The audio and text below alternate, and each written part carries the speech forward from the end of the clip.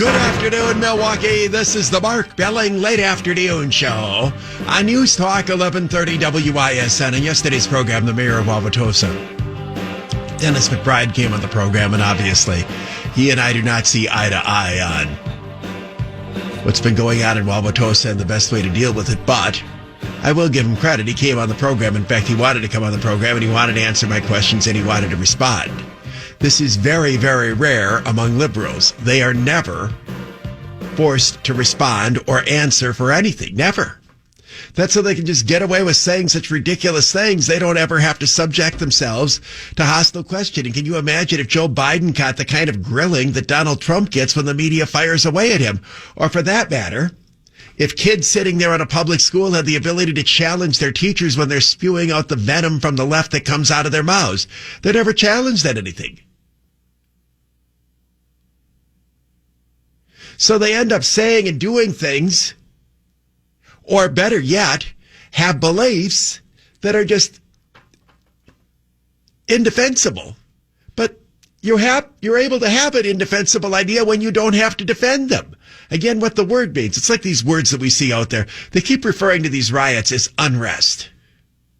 I don't want to go all George Carlin on you. He was always somebody that would dive into the meaning of these words and talk about how goofy it is. Unrest. Unrest. Well, unrest would mean that you're not at rest. That's not rioting. To me, unrest would be like waking up or something. Okay, you're not resting. Unrest. Because they can't bring themselves to say the word riot. By the way, the New York Times is referring to what happened in Kenosha as a riot. So they put it in there. The Sentinel Journal will call it a riot, but the New York Times call it a riot. Anyway, when you have an indefensible idea, you can get away with it if you don't have to defend it. What do you care if it's indefensible? Nobody's making you defend it. Me? Any right-winger? Everything we say we're challenged on, and often we're fired or canceled over it. By the way, hardly anybody pays any attention to what's in the newspaper anymore, but they apparently, in terms of my audience, really tripped a trigger with this whole PolitiFact thing that they have on Trump today. They slapped it on page 1, and it goes on for 5 pages as to how Trump exaggerated the situation in Kenosha. Now, whether he did or he didn't, you would not. It's 10, and that's a lot. I don't know. For 10 people to react to the same thing, unless it's some obvious, overwhelming issue that's out there. This is an obscure kind of thing for people to react to. It's about 10 people that are just beside themselves over this thing in which they're calling claiming the Trump statements for false, when all of these people say that what Trump said is true. But they go on and on and on about it. Anyway, if you don't have to defend something, it allows you to say things that are indefensible, and what else? It allows you to do things that are indefensible because you've not been forced to defend them. When Trump says anything, they're all over him, even when he says it's true. Vicky said something, they want to get her fired. I say things, people jump all over me. But liberals don't have that problem. They are never forced to defend their indefensible positions, and better yet, when their behavior is indefensible, they're never forced to have to defend that behavior. As an example, one of the questions that, if we had a media and if we had an open and challenging society, that you could ask them is, given the fact that you people go absolutely crazy if people are standing in public not 6 feet apart from one another, and you demand that health inspectors go into bars to write out citations if they see somebody in there that doesn't have a mask on while they're serving a customer, which is happening, and they demand. Why don't you demand that we enforce the health ordinances against rioters that are spitting in people's face, that are showing no social distancing, and so on? In other words, I realize you don't want to actually have the police arrest any of them. And I realize that out of Wauwatosa, Dennis McBride doesn't want to do anything to break up the disturbances that are clogging the streets. Why not go turn the COVID cops on them? They're violating all of those COVID rules, right? So why is it that everybody else has to follow the COVID rules, but not demonstrators and rioters? Why can they, aside from the fact that they're breaking every other law under the books, that would be something that you would like to be able to put to a liberal, but they're never forced to have to defend this. I suspect that question would flummox them. Here's the other thing about liberals. They always talk about how smart they are. They have all these degrees. It's a good piece that I have somewhere. Hopefully I brought it in. About the two types of knowledge that we have in society, and what is the kind of knowledge that experts get. I did check that off. You didn't photocopy it. I know that I did it. Well, I gave you one paper, and I believe it's possible I screwed up. Before I open the paper, let's bet. Did I screw up or you screw up? You're going to say I did. I'm going to say you did, but neither of us are very sure of ourselves. No money on this. Ha ha! There's the X right here. Jason Riley's column. See it? You owe me $1 million. Well, let me fold it out. Let me put it in my stack of what Rush calls a stack of stuff, in my pile of stuff, so I can just have it there. It doesn't need to be photocopied because I can just right there do it as such and such. See, I find all these things and I have Paul print them out, so I'm not bringing in 97 million scraps of paper, and it's sort of organized and so on. But he was given only one newspaper to have to photocopy today, and I clicked off only 2 articles in print edition of papers, and he does only one of them. Now, that is indefensible. Well, you rarely screw up. Well, I suppose that's true. All the more reason for when you do screw up for me not to waste that opportunity. I mean, if you screwed up all the time, it would be piling on if I was always commenting on the things that you screwed up on it. Anyway, Riley goes on about the two types of knowledge that exist. Anyway, liberals think they're so smart. And in many cases, they have all these degrees. And they think that, therefore, they are just so doggone smart. Now, one of the differences between liberals and conservatives, as I was explaining a moment ago, is conservatives are constantly on the defense and are constantly forced to justify the positions that we have. We're called racist. We're called morons. You know, our stances on COVID, our stances on everything, always under siege. That's not all bad.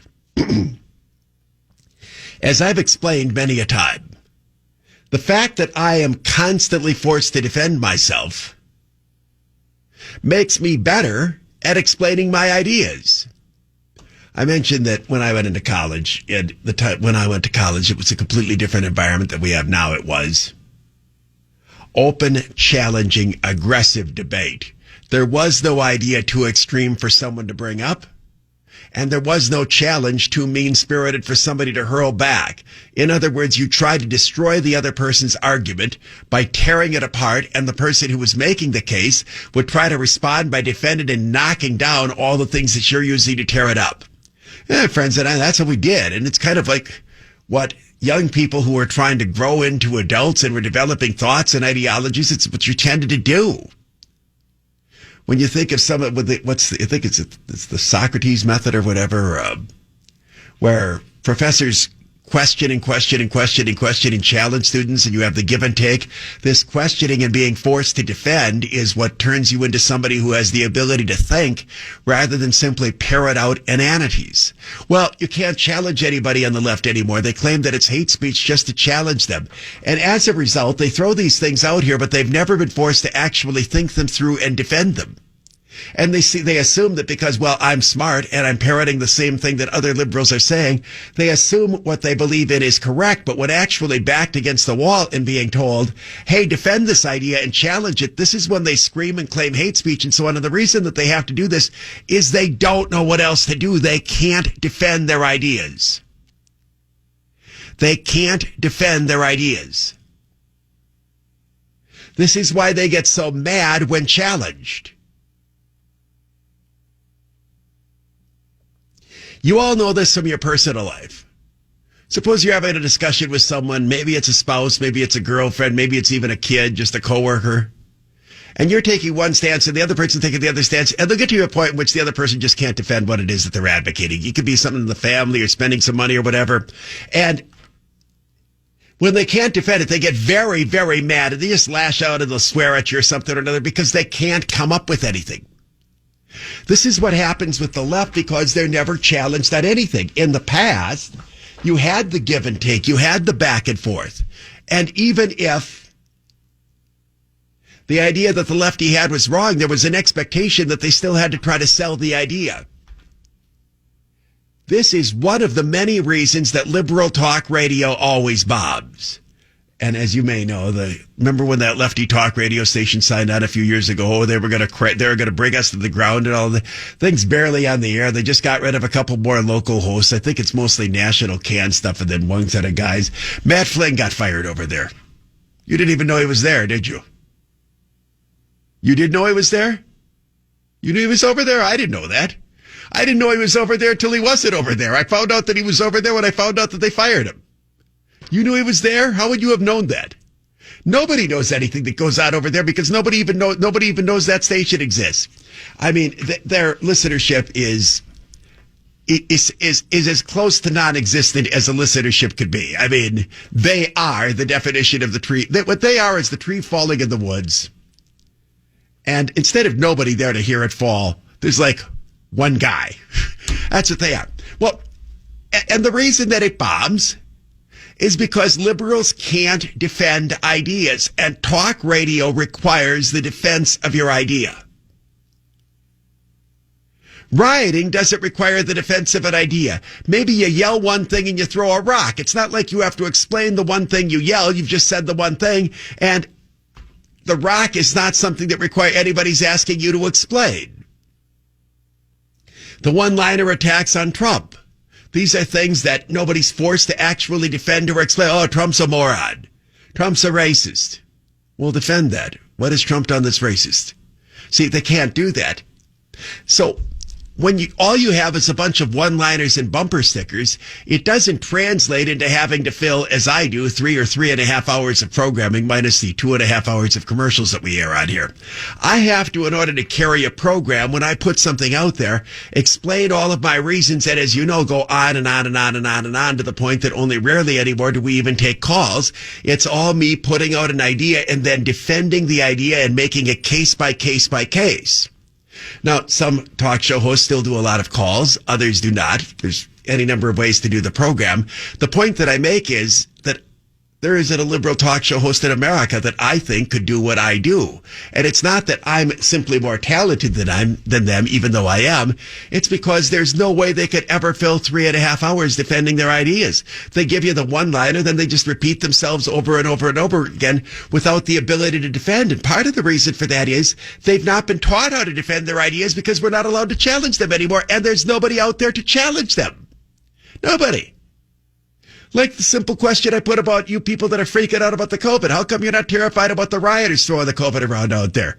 There's one other thing. Somebody sent me this. This is a good one. Mark, where's the massive outbreak because of Sturgis? Remember when they said that? Said like 9 million, all these people would go to Sturgis. They'd all get it. They'd spray themselves back over the United States. And about a week and a half after Sturgis, you'd see the numbers explode. Not only is there not an explosion, I mean, almost everywhere in the United States right now, the numbers are crashing. Where's the Sturgis explosion? I actually thought there'd be an increase somewhat out of the Sturgis thing because I have this thought about what happens with mass gatherings, but I think it might have been based on a false premise. And one of the false premises we have, usually you can judge a book by its cover. Don't you agree with that? When I say, like, you see somebody, you can usually judge them, right? Usually. Bikers, you can't judge the book by their cover. A dirtbag, Hell's Angel, or an outlaw is not possible to differentiate from a retired cop if they're both out there at a bike rally, right? They look exactly the same. Like, you look at all those people at Sturgis. What was that TV show you watched about the bikers in Northern California? Sons of Anarchy. Paul claimed it was awesome. What I find is I've watched now bits of it on YouTube, like where they have a scene. Some of those scenes are good. I sort of understand what was going on. Like the guy that the ugliest man alive, he was the head of the gang. Like the older guy who played Tom something. What was his name? He's real ugly though, right? He was married to Al Bundy's wife. Yeah. Al Bundy's wife, Peg, somehow showed up on the show, and she went from being like a ditz in the suburbs to like a biker babe or something or another. So, well, anyway, she's married to this guy who is like the ugliest guy alive. I forget who his name is. And they have this gang, and the gang sort of rules the town. And anyway, how did I get onto this? Well, I mean, so you think that that's what these guys in Sturgis out there are, that they're these tough people that are going to take a chain and knock your teeth out and this, that, and the... Ron Perlman, that's who it is, yeah. He is in a lot of stuff. He must be a very good actor because he's not getting anywhere on his good looks. Yeah, Peg Bundy, Katie Seagal. I know that. I know her real name, but it's funnier to say Peg Bundy. Everybody knows who Peg Bundy is. Not everybody knows who Katie Seagal is. Oh, be quiet. Sang at Summerfest 2 years ago. That's a fascinating observation to throw in. What? The summer, we'll look back at that. When Summerfest actually was on, when you actually knew when Summerfest is. Now, the three days in the weekend or whatever it is, maybe it'll work. I withhold judgment on that, actually. Everybody I know is ripping it. Literally everybody. I have not had one person that I know say they like this. I don't, there is so much stupidity going on right now. I can't even process whether or not this is stupid. This stupidity is, I'm just be surprised if they actually have the Summerfest. So I'll make pass judgment by like April of next year as to whether this is stupid. I can't pass judgment on it now. I mean, there's too much stupidity in front of me. It's like, you're driving through a construction zone on the highway and you hear there's going to be another one 75 miles ahead on your trip. You're not really focused on it at the moment. I'm dealing with the construction barrels that are in front of me right now. By the way, the all wood building there are things in our economy that I admit are surprising me. I'm surprised the Couture got its funding when everybody seems to be going bankrupt. I'm also surprised that the Russians putting up this all wood building in downtown Milwaukee. It's supposed to be the tallest all timber building in the United States. Somehow, I mean, this thing's been on the drawing board for 12 years. Somehow, in the middle of COVID, with everything going to hell, they have the money to break ground on it. I'm fascinated by it. I don't know why that would possibly be, but it's happening, and they are breaking ground, and the streets are all blocked off. And the Russians building is all wood building, 30 stories in the air. Well, they claim it's a superior construction, but, sometimes people invent new things and they turn out to be superior construction. Like, Musk says the electric car is a superior way of powering a vehicle, and it just undeniably is. I mean, the internal combustion gasoline engine was used only because we couldn't figure out how to put a battery in the car and make it run. Now that we have it, the electric car is obviously a superior way of powering the vehicle. Now, where I was on this whole indefensible thing, liberals not able to defend their ideas, and why it kills off talk radio, it goes back to the point that I'm making about this little simple thing about the lefties who want to shove everybody around it. I'm going to answer what their position is. Even though they don't have the ability to defend it, I'm going to tell you what their position is. They shove everybody around and they just go manic, and now they're terrified. Oh, the teachers are so afraid they're going to get COVID from the little kids in the school and so on, and are mortified about it in this rule and that rule. He doesn't have a mask on and all that stuff. Yet here you have rioters screaming and yelling and doing everything under the sun and throwing fire bombs around. They're not, aside from the fact that they're burning a building down, they're also not doing any social distancing. Well, where is their concern about COVID with regard to that? And here's the answer. And it's going to lead in with delay to two things. The Citizen Summer Cash Contest texted word and our first full segment of the program. In fact, let's do the Citizen Summer Cash Contest right now. Text in word for this hour is check. Is in write out a check. CHECK. Text that into 200 anytime between now and 4 o'clock. You get a text confirming entry plus iHeartRadio info, standard date and message rates apply in this nationwide contest. Now the lefties, who just go bonkers.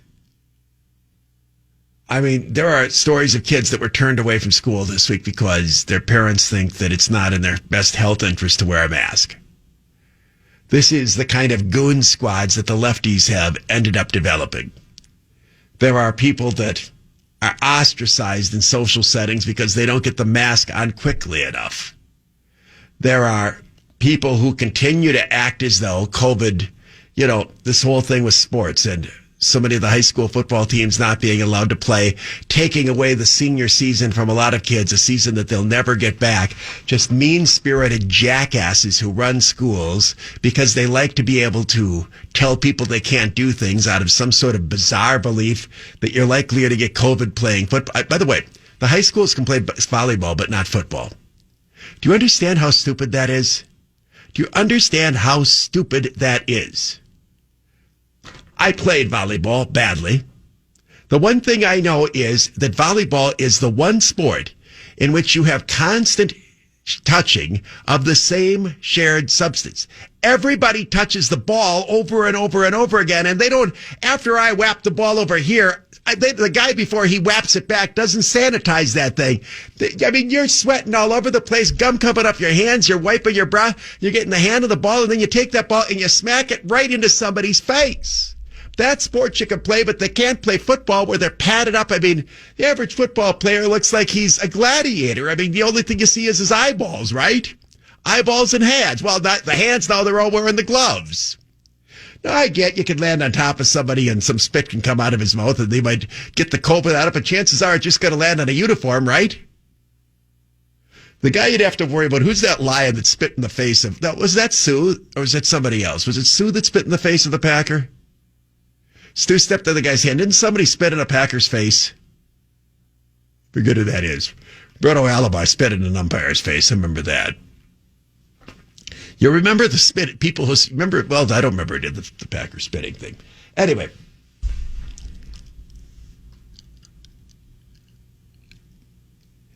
The answer as to why they shove everybody around and enforce like zealots their COVID rules, but then suddenly stop paying any attention to COVID when it comes time to protest or riot, is they shove around only the people that they know they can get away with shoving around. Let me explain. Some parent sends their 5-year-old kid to school. Parent says that the child just shouldn't wear a mask. You could shove that parent around. And you could shove that kid around. You could tell them, no, you can't come into school. And unless you get a court order or something, the parent can't make him let the kid go into the school. They shove around who they're able to shove around. Now let's imagine you went on Tuesday night of last week into Kenosha, when all the rioting is going on and you see some people not doing their social distancing. Can you imagine that same left-wing nerd? You can't stand that close to that other guy because of COVID. They'd have no ability to shove them around. They get the kind of treatment that other people were getting down in Kenosha. In other words, they shove around the people that they realize aren't going to fight back or aren't able to fight back.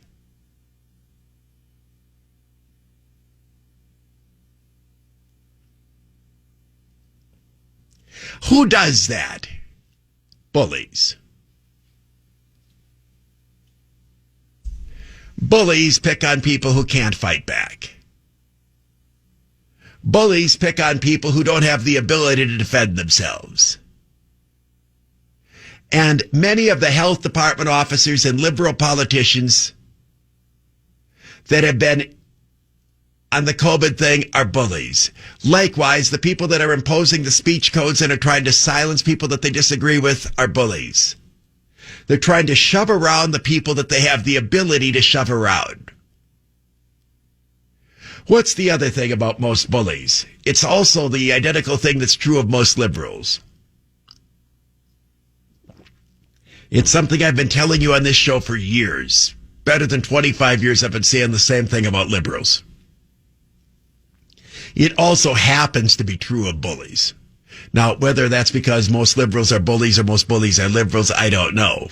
But it's certainly a shared characteristic. They can dish it out, but they can't take it.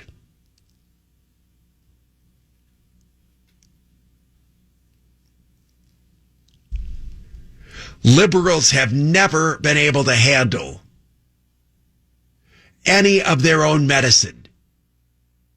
Whenever they change the rules of the game in society, it's because those rules that they were so willing to apply to others, they can't handle themselves.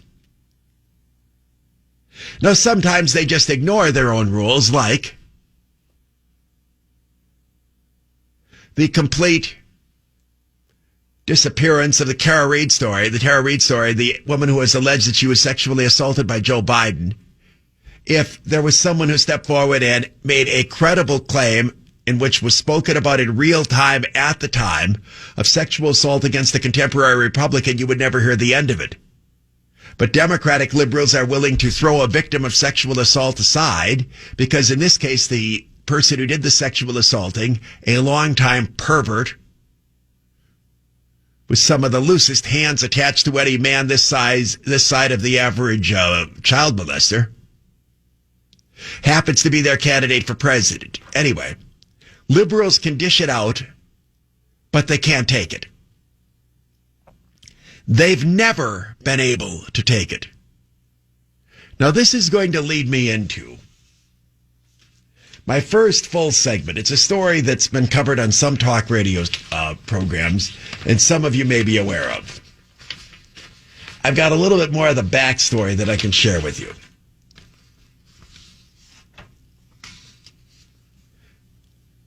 While it did not rise to the level of Kenosha, there was trouble in Green Bay Saturday night. The police in Green Bay, this is according to one of the Green Bay TV stations, WBAY, arrested a suspected member of Antifa. When they arrested him, he was carrying a flamethrower.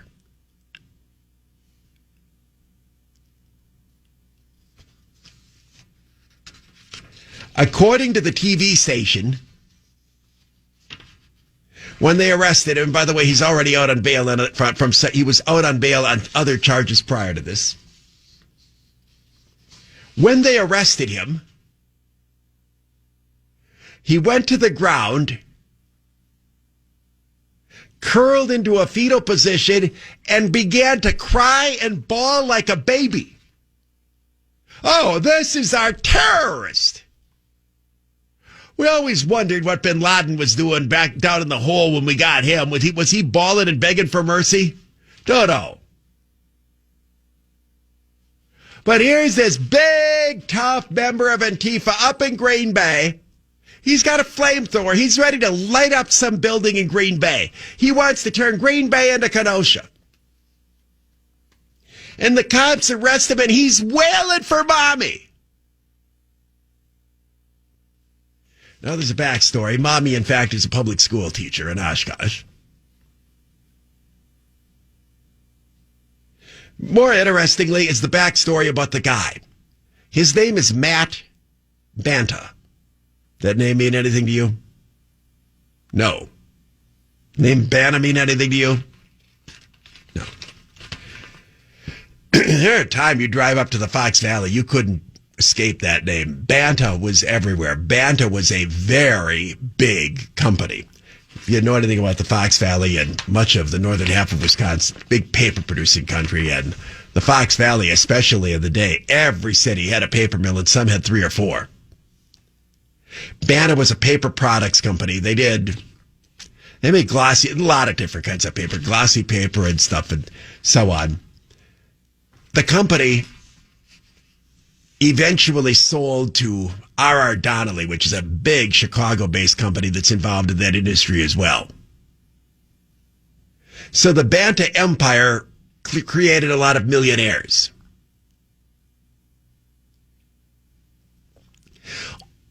A number of these Bantas were named George. There was go back into the probably 1800s. The first George Banta, then there's George Banta Jr., then there was George Banta III, who was the guy that built the Banta company into a giant empire. There might have even been the fourth.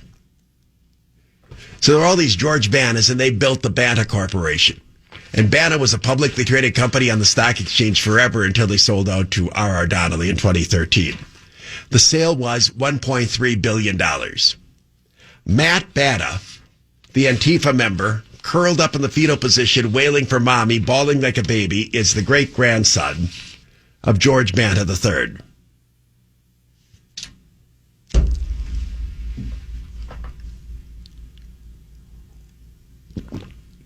There are some stories that literally explain everything. This is one of them. First, when we hear Antifa and we see them on TV and, you know, they benefited from the mask wearing thing because that's the one group of protesters that always put masks on because they never want their pictures taken. They never want to be identified. When they're out there beating people up and slapping you around with billy clubs or throwing bricks, they look very, very, very ferocious.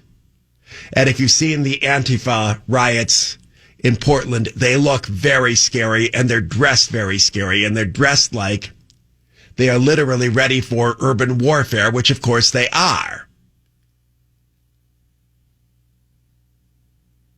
But what happens when you literally pull the mask off? I mean, not just figuratively, but actually examine who it is that's underneath all that crap they're wearing and who the person is that's actually spewing it. I've got the mugshot here of Matt Banta in front of me.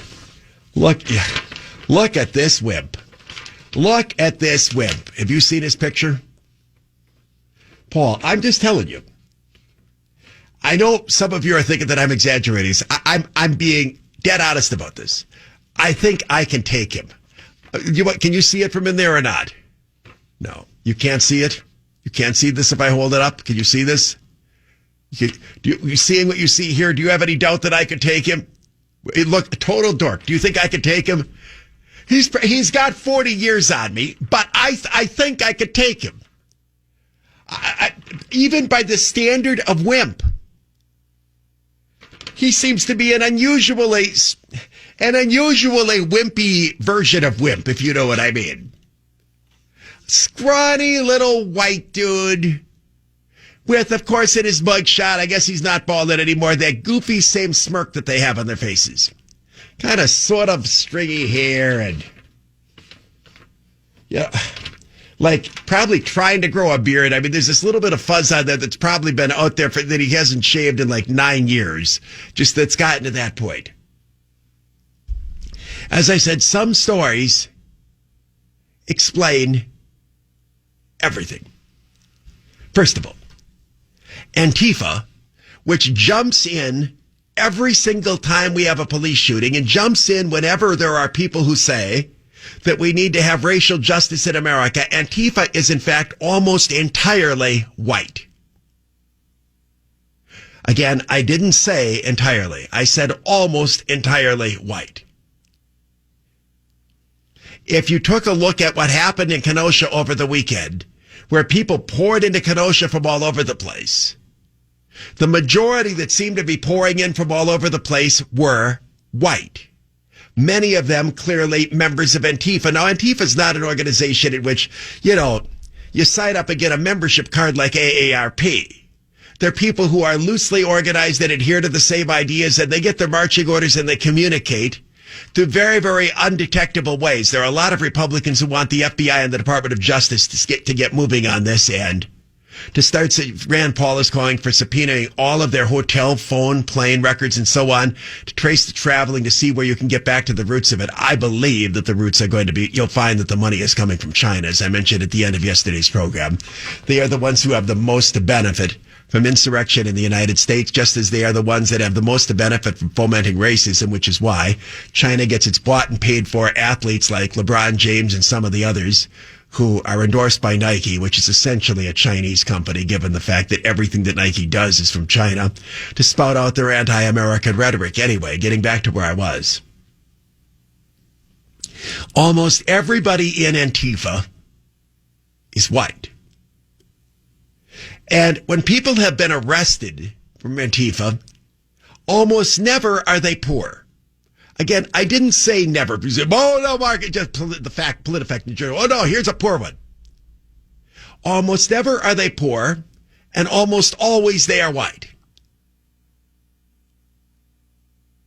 Here you've got the great-grandson descendant of billionaires. Probably don't have to worry about working. Probably has had a decent, at least middle class and maybe upper middle class and maybe even better lifestyle. And he's alienated. He's going to bring down America that made his family so doggone rich. They're all just little weasels like him. Alienated, disaffected nerds who can't fit into society, who don't want to work, who don't want to do anything to get ahead, who don't want to be productive, who've never had to have anybody be productive because it's been handed down to them, saying that they want to upset the whole apple cart. And then advocating violence when they couldn't win an actual fight to save their lives. They're little weasels. And the fact that an entire Democratic Party seems to be bowing and scraping to their demands is very revealing. See, we hear of Antifa and we hear of these revolutionaries and you hear of a lot of people that have come under, get enamored of their ideas, but then you see what Antifa is. It's this little creep. And rather than being an actual revolutionary, what an actual revolutionary is somebody who is willing to die for his beliefs. The people who founded this nation were actual revolutionaries. They were willing to die for their beliefs. They were willing to go to war with Britain, and they knew that a lot of them would be killed.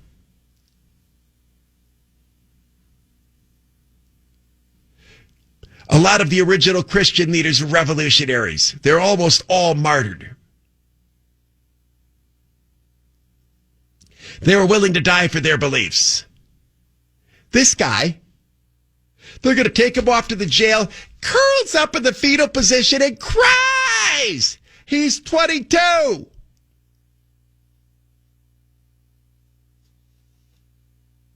He talks the revolutionary game. He's willing to throw the rock. He comes in with the flamethrower so he can torch out a building. He could never handle anything in return.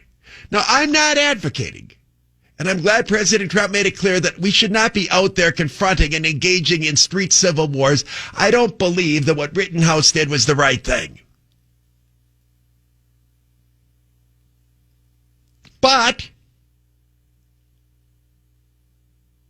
the reason that Antifa is able to talk so tough and the reason Antifa is able to be so violent is because there's no real downside. Hardly ever are one of their members arrested. Just take a look at the situation here in Wisconsin. The number of, actions that have gone all over the state, the protests in Wauwatosa, how many people have been arrested? It's almost none. It's like your chances of playing, hitting a royal flush playing video poker. I keep forgetting how many because they blend together. I think 4 royal flushes in my life. So it happens. Out of 87 trillion hands of video poker that I probably played in all the years that you can go to Las Vegas and play the thing. So it can happen. Just as some members of Antifa do get themselves arrested, it's simply an uncommon thing to have it occur. It's not something that happens, and not something that happens a lot. So let's imagine you're a little weasel. Now, you don't have to imagine you're a little weasel. You are a little weasel, right? You could pass for one of these guys, couldn't you? When you were younger, don't you think you could have passed for one of them? You didn't look like that. You could have fit in, though. I mean, if you would have signed up, they would have thought, okay, come on in, right? You were in a band. Well, actually, you know what? This is this Ed Sheeran look. This is what these guys all look like now. The people in bands when you were back then were cool. The ones that are in bands now, I mean, they're dorks and nerds, right? The white ones, at least. The rappers still look tough to me, but they look like men. But these guys that are in bands now, well, they look like this guy. You're right. There are no bands in their 20s anymore. I mean, they're just like DJs. They just like push the buttons, right? Paul said they don't know how to play the guitar. They know how to do it. They don't know how to do anything. That the millennials have admitted that to me. That they say we don't know how to do anything. They know how to play the video games. They can control a controller. Anyway, yeah, that's why they're DJs, because they can do the computer thing, but they can't play the instrument. So you're saying this is a lost art. that when we go through the great list of guitarists of all time, like it's just going to stop. The last one will be somebody who's now 45, and it's just going to stop after that. Paul's like, Keith Richards has to live on forever. Richards and Clapton and all of those guys. Well, that'd be a great question. Now, I don't want anybody to give us this, but who's the youngest great guitarist that there is? They say that, what's his name? He's probably now 40 now. He came out about 15, 20 years ago. I wanted to say Dave Matthews. I don't mean Dave. John Mayer. John Mayer was supposed to be a great guitarist, right? Yeah. Now he's like, but he might be pushing 40 now, right? Or am I a little bit high on that? What? He's at his 40s. Doesn't seem that long ago that he was young. Didn't he date some hot girl or some woman? I think he's dated hot women, hasn't he? I digress, clearly. So getting back to the thing with regard to Antifa. It's just a bunch of sissies who are able to put lethal weapons in their hands and cause insurrection, knowing that there's nobody out there to confront them, and knowing that in Democrat-run cities, the police will not encounter and try to confront and arrest them. Now, up in Green Bay, which hasn't gone totally bonkers yet, but has a terrible mayor. If you think that there's problems in Wauwatosa and Kenosha, you people in Green Bay elected just a complete sellout of a mayor. I mean, he's an absolute disaster up there. Still, in Green Bay, I still think, in Green Bay, Wisconsin, a city that I grew up 20 miles away from, I still think that if you see some punk with a flamethrower ready to torch a building, that you are going to get arrested. And they did arrest him, and he started crying and wailing like a little baby.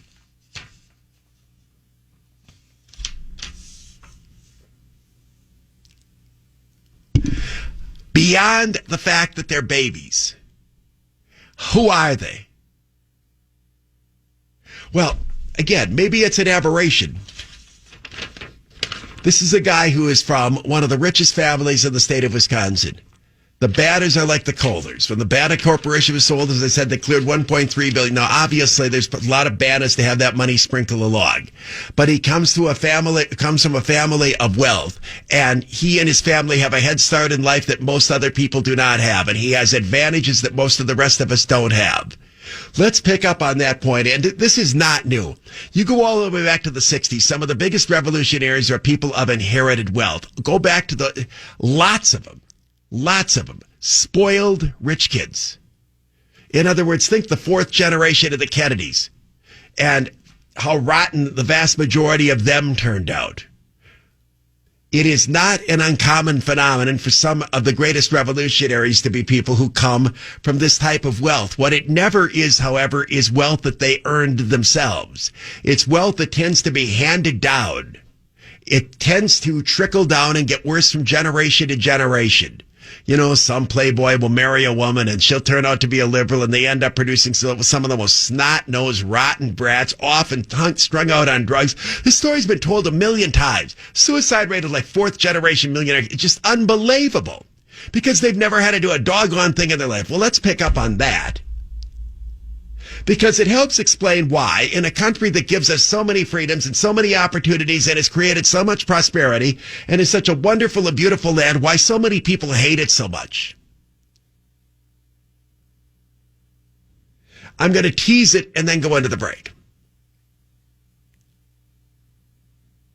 2 houses. This doesn't always hold up. 2 houses in a neighborhood. What do they call those houses where all the houses are the same?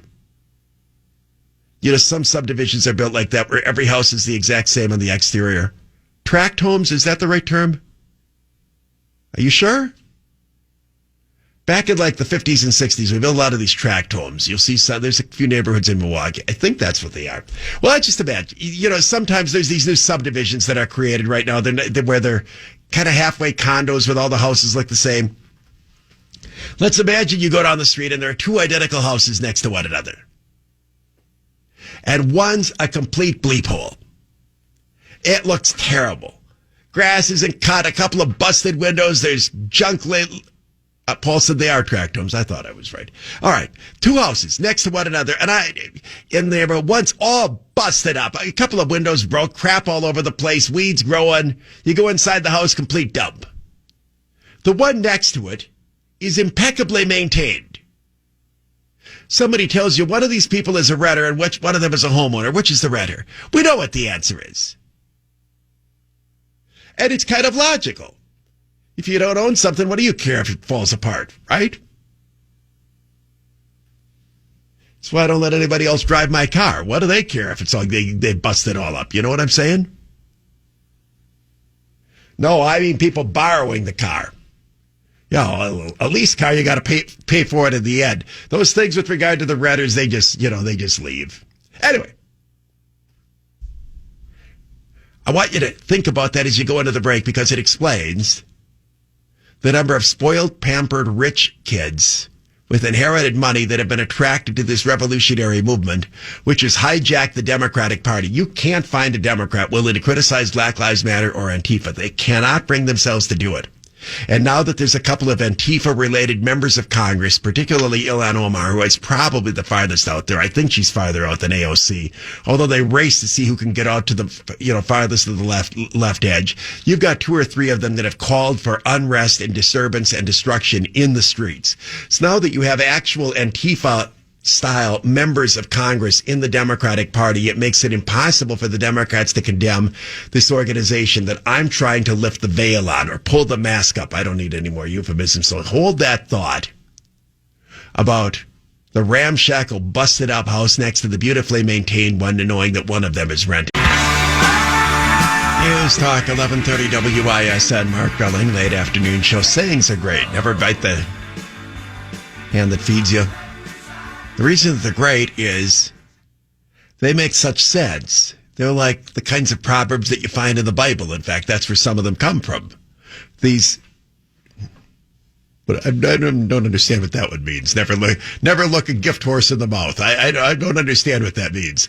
I just said that they all make sense, and now you cite one. What is that? Tell me what that means. You have no idea what that means. You're now going to explain, and your explanation is just... I am advising you not to try to offer your explanation because I'm going to repeat it on the air here. What do you think it means? Don't argue if somebody's giving you... Well, what does that have to do with looking it in the mouth? That's what I'm saying. I mean, you just cite the one we can't explain. I'm just saying these are all self-explanatory, that they're true. I believe, and I'm still developing thoughts on this, when you take a look at all of the kind of industries that got killed off because of the tech revolution, many of them got old and soft and fat, and others were simply rendered irrelevant by changes that have occurred in technology. It's hard for me not to look at the NBA, the NFL, and Major League Baseball as industries that might be rendered obsolete. And they accelerated it because they've chosen to bite the hand that feeds them. The NBA players keep biting the hand that feeds them. They're fads. And you're already seeing a general apathy, even here in Milwaukee, where you have a team that's a championship contender, where many people don't care if they win or not because they're generally disgusted with a bunch of athletes that have chosen to take an anti-police, anti-American stance, while at the same time being far richer than virtually all of their fans themselves, living lives of incredible privilege, much of it, as I say, coming from China, the rest of it coming from the very fans whose country they choose to denigrate.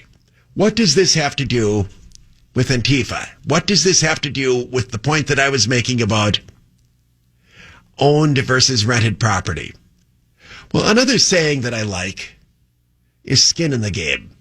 It's kind of a goofy one, but we all know what it means.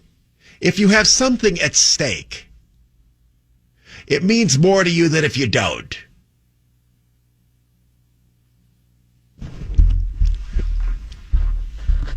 Any of us, and I think it's most of you, whether you have been extremely successful, somewhat successful, up and down, or you're just scraping along, or you're poor.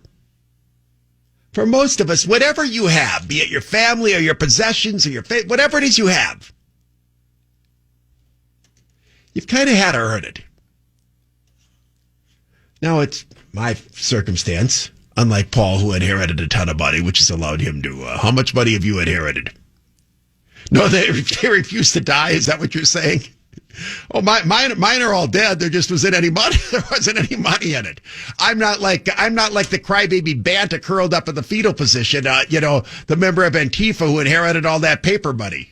No, my family wasn't smart enough. I had a grandfather who worked in the paper mill. I never had one that was smart enough. No, he worked in the paper mill and he bought a bar. Okay. It's a legacy for me. I got a little out of that bar. I mean, after he died, my grandmother had enough money to buy a house, and I was always over at her house, but she, on the other hand, she made me work all the time.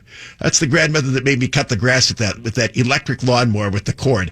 That's when they had that's when they didn't have the electric vehicles figured out.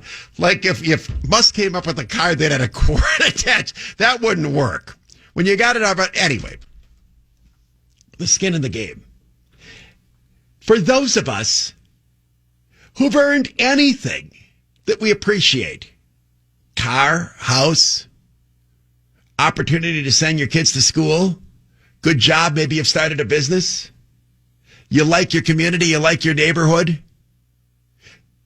your religion, you like the opportunity to practice your faith, whether even if it's just a little bit, or it's a lot, or anywhere in between, if you earned it, and you made decisions that gave you the opportunity to do it, you're going to tend to appreciate it. Let me tell a story about radio.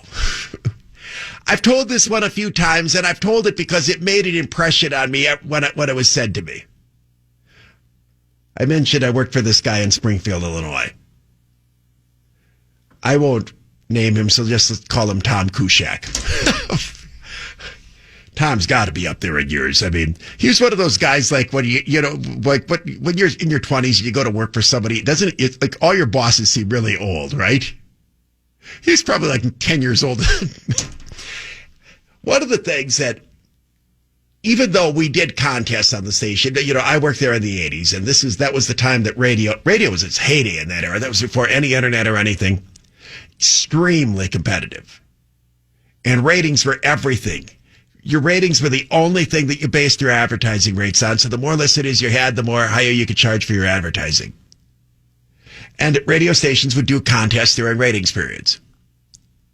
And we did them. In fact, we did the best contests in Springfield, but my general manager said he hated them. Absolutely hated them.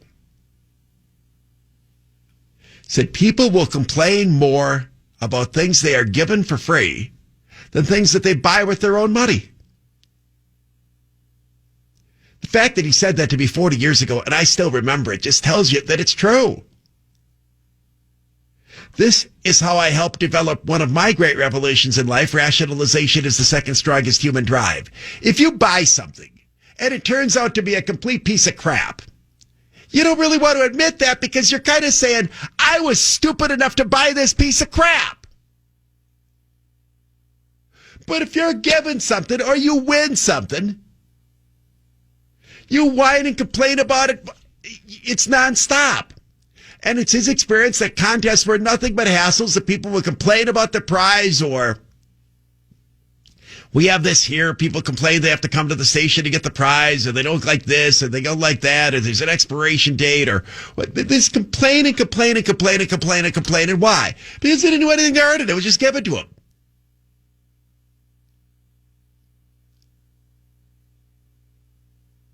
Anybody who gives something to someone else tends to show less appreciation for it than if you pull out the credit card and spend $445 of your own money to buy it. The people who hate America are the people who have not done one damn thing for this country. And everything that they have, somebody else gave them. That somebody else is often the very taxpayers who created programs that they've been sucking off of their entire lives. Taxpayers who pay taxes with the money that they earned, then having to turn it over to the government to give to some weasel who's probably never worked a day in his life to suck off on a bunch of benefits off the rest of us, and then turn around and say, you know what, I hate the country. Well, maybe you wouldn't hate the country so doggone much if you did one thing for it.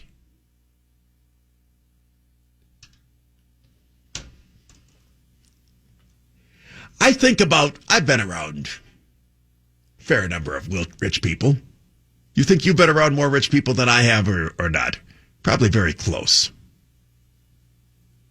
You think I have the edge on it? See, in horse racing, it's interesting. You meet a remarkable combination of extremely rich and absolute destitute, broken down people with nothing. The grooms who work back in the stables, they got nothing. Broken down gamblers who've blown all of the money that they have, and then like billionaires. It's just, anyway.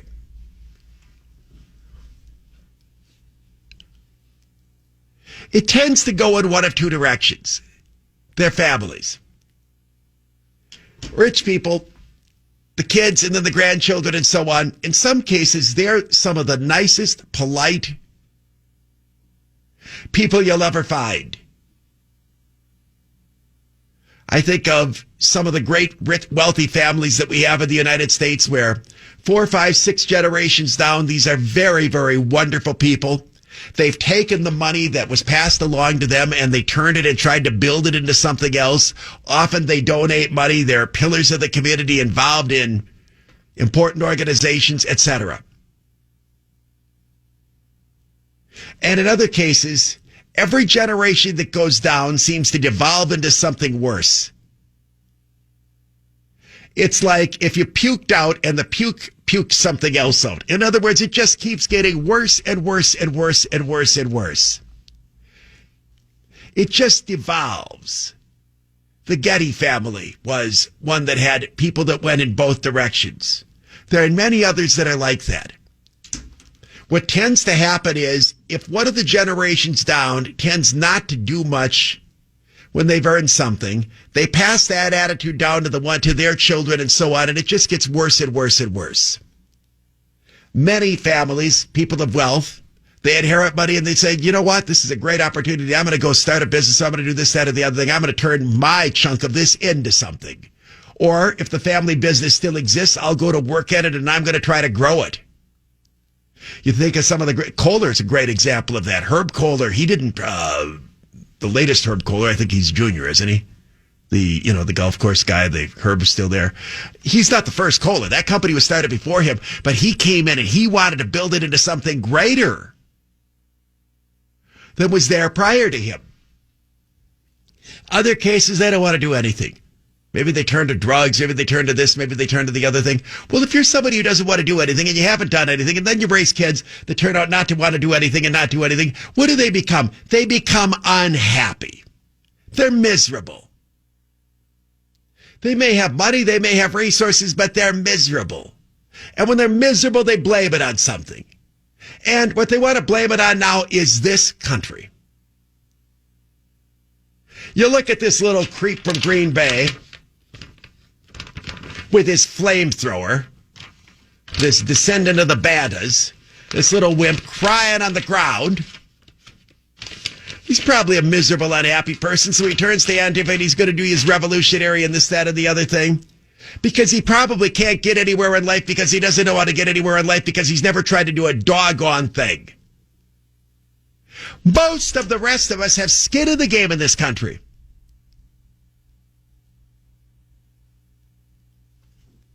You know, there are many members of the media that don't know a single person who served in the military. And they don't know anybody whose kids served in the military. There are members of the media who don't know anybody who has a relative, not even don't know a person. They don't even know somebody who has a relative as a police officer. The people who build up our country, the people who have skin in the game, the people who work for a living, the people who have earned things, the people who got money to buy a house, the people that have taken care of things, the people that volunteer in their church, the people that have tried to contribute to our society, and the people who realize all the greatness we have, the people who, when they go off to the Grand Canyon, have their jaws drop in awe at how unbelievably beautiful that is, the people who go out to the Black Hills of the Dakotas and wonder how this can be, how this kind of geography can be in the same same country that has the Great Lakes, the people who go down to Florida and see the incredible climate that's there and then realize that the same country has Alaska with all of its natural beauty, the people who can find the opportunity to fish and the people who can find the opportunity to do the exact opposite of fishing, all these things that you could do here in this incredibly beautiful country that has created such affluence and has tried throughout our history to do the right thing, often failed, but has always tried to do the right thing. And then to see all of a sudden a bunch of snot-nosed, broken-down brats decide that they want to burn it all down and take it from the rest of us, and you see one entire political party caving in and acquiescing to them, and you see a governor of this state saying that he's not going to try to protect our society from that handful of brats that's out there. We are allowing a bunch of wimps to shove us around. Those wimps have managed to hijack a political party. But what they are at their core are people who couldn't care less about this country because they've never done anything for it, because they've never done anything of consequence at all, ever. The people who have had to deal with the hard existence, the people who have to earn things, they've dealt with adversity all their lives. This kid, when he's getting arrested with a flamethrower in his head, probably the first adversity he ever had, so he starts wailing like a baby, but he was going to torch out some business in Green Bay. Little dink. That's what they are. They're little dinks.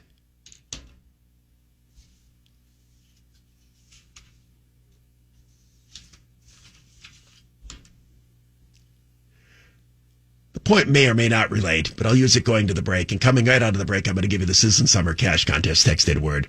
Joe Biden's coming to Kenosha tomorrow. How come Tony Evers isn't telling Joe Biden not to come? How come that's not going to inflame anything? Why was it the worst thing in the world that Donald Trump was going to come to Kenosha? But now that I love this. We have figured out how to get Joe Biden out of the basement. If Trump goes somewhere, I guess Biden's now going to follow and tag team it. Do you know why he's coming to Kenosha? Well, Trump came, but yeah, I know that. But why is Biden going to the same place Trump went? Because this Trump visit was a political home run, and the Biden people are freaks. Suddenly they think Wisconsin is in play. They realize that the Kenosha story has backfired terribly on the Democrats. When they see the Kenosha newspaper, which is not conservative, ripping the Evers response, when they see how the Democrats in the United States did nothing to try to stop these riots, when you saw the President of the United States condemning it, Biden's got to come and reverse the narrative. So he'll meet with the Blake family, and he'll do whatever it is. He'll putz it all up, but they feel the need that they have to do that. This business here of the Democrats essentially deciding that Antifa is an affiliated organization of their political party is something that needs to be exposed, because Antifa is not revolutionaries of Ethan Allen and the Green Mountain Boys of Vermont, or George Washington and John Adams and Samuel Adams. This is not Patrick Henry. This is a bunch of little creeps who can't stand this country and are not trying to build a greater way of life. They just want to rip this down because they can't get a girlfriend, they can't get a boyfriend, they can't get anything. They're little, no account zeros who communicate on the internet and foment a revolution that's premised on nothing other than the fact that they're miserably unhappy because they've taken a look in the mirror and they realize that all that there is staring back at them is a great big zero. Well, that's it. Oh, yeah, that's why they got the masks on. Pull it up. They're all ugly little dorks like this that couldn't do anything and have never done anything. Oh, they went to school and they probably had a little bit of mommy and daddy's money. I mean, they probably still collected allowance. They take the laundry home to mommy to clean up. They whine and they wail and they talk about how this country is just screwing them over. And again, they're not all in trust funds. What you're not going to see is any of them who have ever done any type of contributing to our society. And I'm not even just the white ones. Just take a look at who's leading all of these moments and try to find any evidence ever that any of them have ever worked. Find a revolutionary that has worked. And I don't mean like got a grant because some lefty handed it down to them. I don't mean anything that came from Soros or China. I mean an actual job of any sort. None of them ever have, which is why so many of them manage to weasel out of paying child support, because there's no paycheck to garnish off of. Paul said he's heard from police that the body odor issue is unbelievable. Come off the bus city to city. The body odor issue is But if they have money, why don't they use deodorant? Yeah, that's just part of the general antisocial kind of thing. Maybe that's why they wear the mask, because they can't stand how they all one another smell. Well, look at him. I mean, well, look at here at the Green Bay Wimp. But you're right. Now that I look, he looks like he might stink. He probably stinks.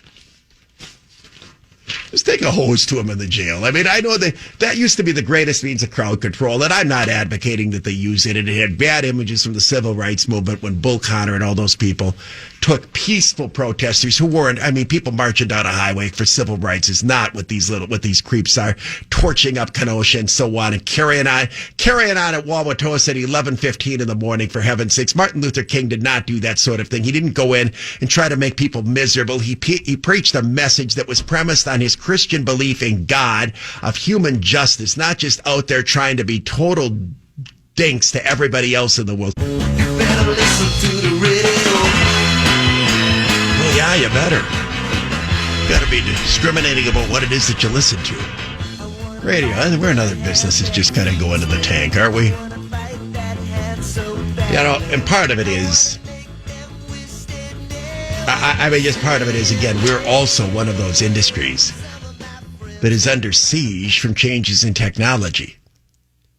Look back to 1985. How could you listen to anything audio in your car? I mean, you had books on tape. You had either an 8-track or a cassette player, or you could turn on the radio. That was it, right? In terms of listening to anything, was there a fourth option back then? Books on tape were around, but that was just generally a cassette. First there were 8-tracks, and then there were cartridges with the music. Eventually the CD players, they came in. And then radio. That was it. That was it. I'm just saying, and radio. And there were only 2 bands, AM and FM. That's what you can listen to. Now that I'm upgrading my technology and all of this wireless stuff, I admit that some of these companies that were out there, I didn't really know what they are. Add in the fact that our own company, iHeart, which is, in addition to the regular radio that we do, has this massive wireless operation that includes all of our stations, all of these music choices, and the thing they're really pushing now, all of these podcasts that are out there. I mean, one of the reasons the radio is just in trouble is because there's just so much competition. And what happens is, when there's all this competition, you have to be even better, but it's still a revenue producing business. And when you have competition, you don't make as much revenue. Well, how do you make yourself better when your revenue is down because your listenership is down, because the listeners can spread themselves off in all of these different directions? It becomes a problem. Now, I don't have all the solutions, but I have argued incessantly, and even within our own company here, that we have to take advantage of our strengths, and there is no strength in radio and playing music anymore, because, like I said, right now, I got this between my car, which I'm barely even using Apple Play, which I think allows me to listen to. I've got the Apple Music subscription, and I have Apple Play, so I think listen to any song that I want to in my car if I choose to do that. I've got all these wireless programs that are coming into the sound bar that I have wired all over my home. Between all of that stuff, I mean, true, I could, I suppose, listen to a music radio station, but there's so much other competition out there for it. The one thing that radio has the ability to offer, I mean that they do it, the ability to offer in the face of all of this competition is unique voices and information. And while there's all of these sources of material that are out there, there is still almost nothing in this country that is conservative. It's being slapped down and silenced. Social media, I mean, you can't comment or say anything right of center anymore. Even some radio, I mean, every day I read these radio things and somebody else got fired, somebody got fired. They said something that offended somebody, or nobody did this, nobody did that, and so on. If I was a radio company, I'd just make radio the home of conservative content, because there's no other place that you can find it.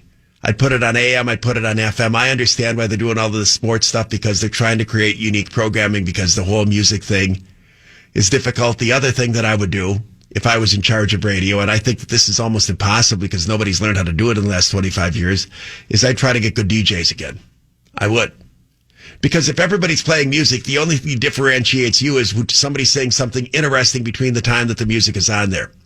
You take a look, I commented on this in the past. The people who do the morning shows in Milwaukee that still have a listenership, they're all fossils like me. They're all fossils like me. Because nobody in their 20s and their 30s have learned how to do it. In part because they've been culturalized by political correctness. In part because it doesn't seem to me like anybody under the age of 45 is funny. And in part because so much of what's happened in radio, when people would get jobs in radio, they have all been programmed by consultants to be able to make a point in 8 seconds, because that's what the supposed attention span of the listener is before they want to hear music again. But the best DJs were the ones that you'd rather hear the DJ than you'd hear a song, which is still what most of the successful morning shows have been, and it's what all of talk radio is. If the DJ isn't more entertaining than the song that the DJ is playing, the DJ essentially has no reason to exist, right? Because you could have a machine and artificial intelligence do the time and temperature and plug in the little drop lines that are in. There's a new company out there right now that has the ability. It's all based on AI, but they're finally getting AI right, where you can have somebody read whatever it is that you write out for them, and it sounds... You in the past, you could always tell when it's a machine. Like you call up an answering machine, you call up a company. If it's such and such, push 1. You can tell when it's just a machine generated thing. They've gotten so good at that now that they can't. There are some people who think that, as an example, when they can turn it into visual, there's going to be no need for actors, that they'll be able to simply have artificial intelligence and programmed visual replicas of human beings act better than some of the no-account actors that we have out there anymore. Anyway, those are some random thoughts in that area.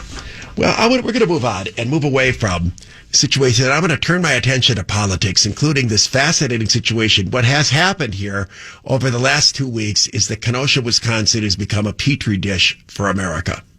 This was a grand social experiment in what happens when a Democratic... Look, there's the little worm. That's the guy. See him? That's the guy's picture I was showing you. That's the worm from Green Bay who crawled into the fetal position and started bawling and asking for his mommy, Baby Banta. I love the fact that his last name is Banta. I can call it Baby Banta. That's it, isn't it? I nailed it. Baby Banta. Hey, Baby Banta. Big, tough Antifa guy. Ball it away. Yeah, you got your flamethrower so you can light me up and burn my face up. But the minute that the cops get you, you cry. The story's perfect. Doesn't it explain everything? Look at those dorks that kidnapped Patty Hearst, the SLA. Same thing, the ones that blew up Sterling Hall back in the 60s. I'm telling you, Bill Ayers, Bernadine Doran, they're the same thing. Every one of these self-styled revolutionaries is a sissy. Sissy. Huh? Well, yeah, I said they ran into the surges. But see, what they are all used to is no response. And citizens, and as I say, I agree with President Trump.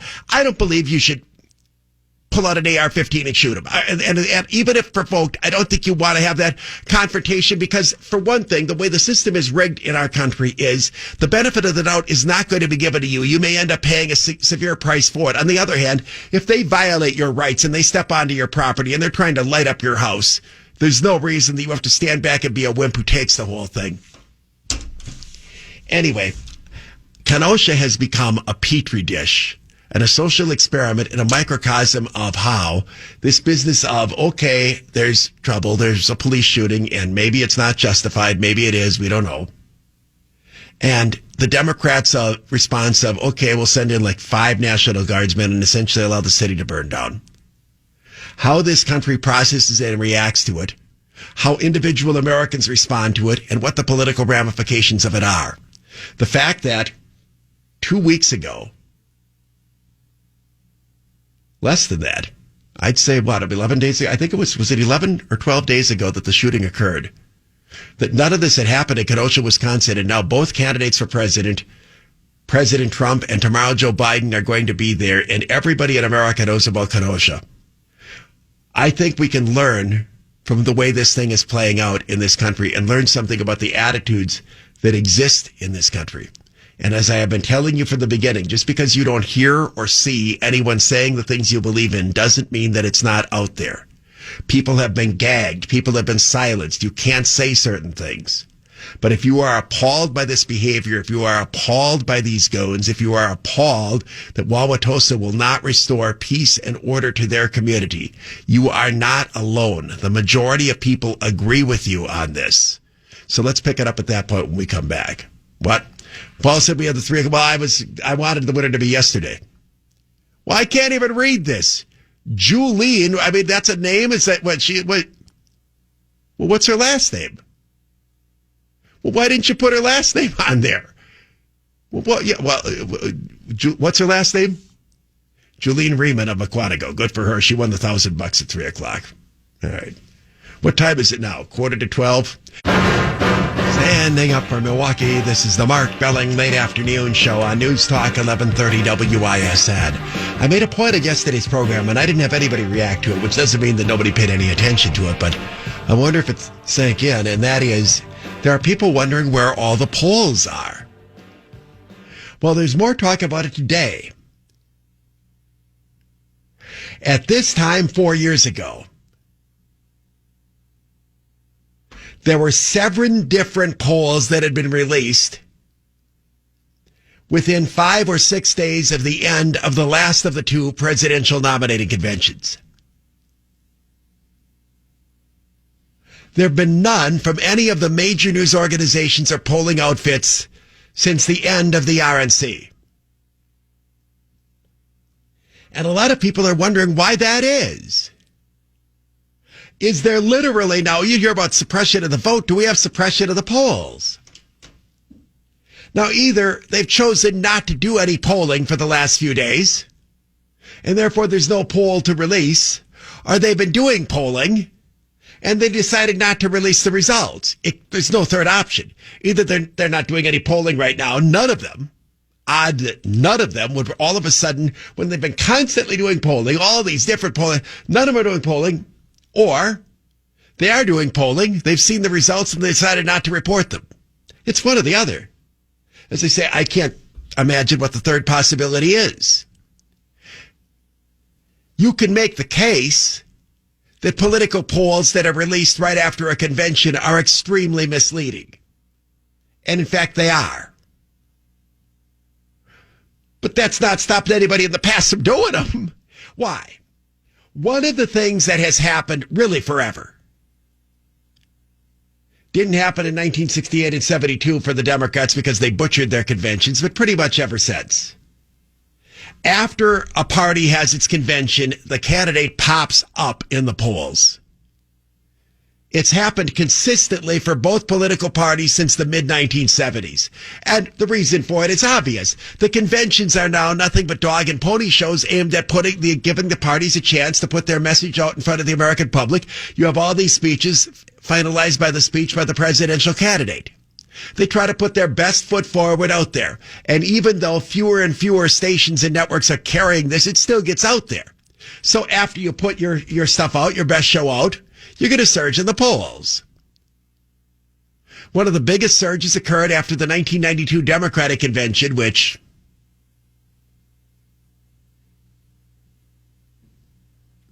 Bill Clinton and Al Gore and their wives were out there and they were dancing to Fleetwood Mac's music on the Thursday night after Clinton gave his acceptance speech. And as you know, that's when I said I thought that there was a very good chance that Bill Clinton was going to beat George Bush, that you saw a generational change here. They could not have pulled this off any better than the Democrats did. And the pop came right away in the polls. Clinton was being crushed by Bush and Perot was in the race and you started factoring in the polls. And then the Democratic convention came out and they had a big surge. And it's really happened like that ever since. Sometimes those surges are short-lived. Remember, when there's movement in the polls, it's because people who are undecided are flopping back and forth. I'm not moving in the polls. Paul's not moving in the polls. You ask me in February, you ask me now who you support. I support Trump. There are a lot of lefties. You ask them 5 weeks ago, you said Biden. It's always going to be Biden. They're never going to vote for Trump. Polls move when people who don't know what they're going to do go back and forth. That's when movement in the polls occurs. Those are the voters that candidates fight for. They fight to sway the undecided, and they also fight to motivate their base. so that their base, A, votes, but also their base makes sure that everybody that they know votes. So if you release a poll right after a convention, you're getting a glimpse in time, and it might be a little misleading. And since the Republican convention was last, there's reason to believe that there was a pop in the polls for Trump.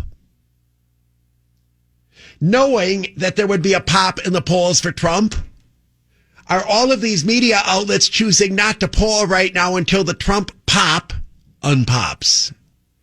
And as I say, they do. There's a surge. People see it. And then, some other event occurs. Some other news of the day comes in and it tends to pull back. That's worked that way forever.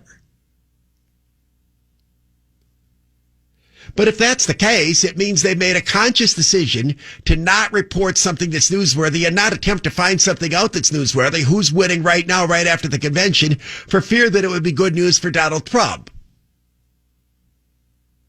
Why would they choose to suppress such a poll, or why would they choose not to do such polling? For a year now, the media has relished in these polls that show Trump losing the general election. They have pounded this again and again and again. Most people don't want Trump to win. Most people don't want Trump to win. Most people don't want Trump to win.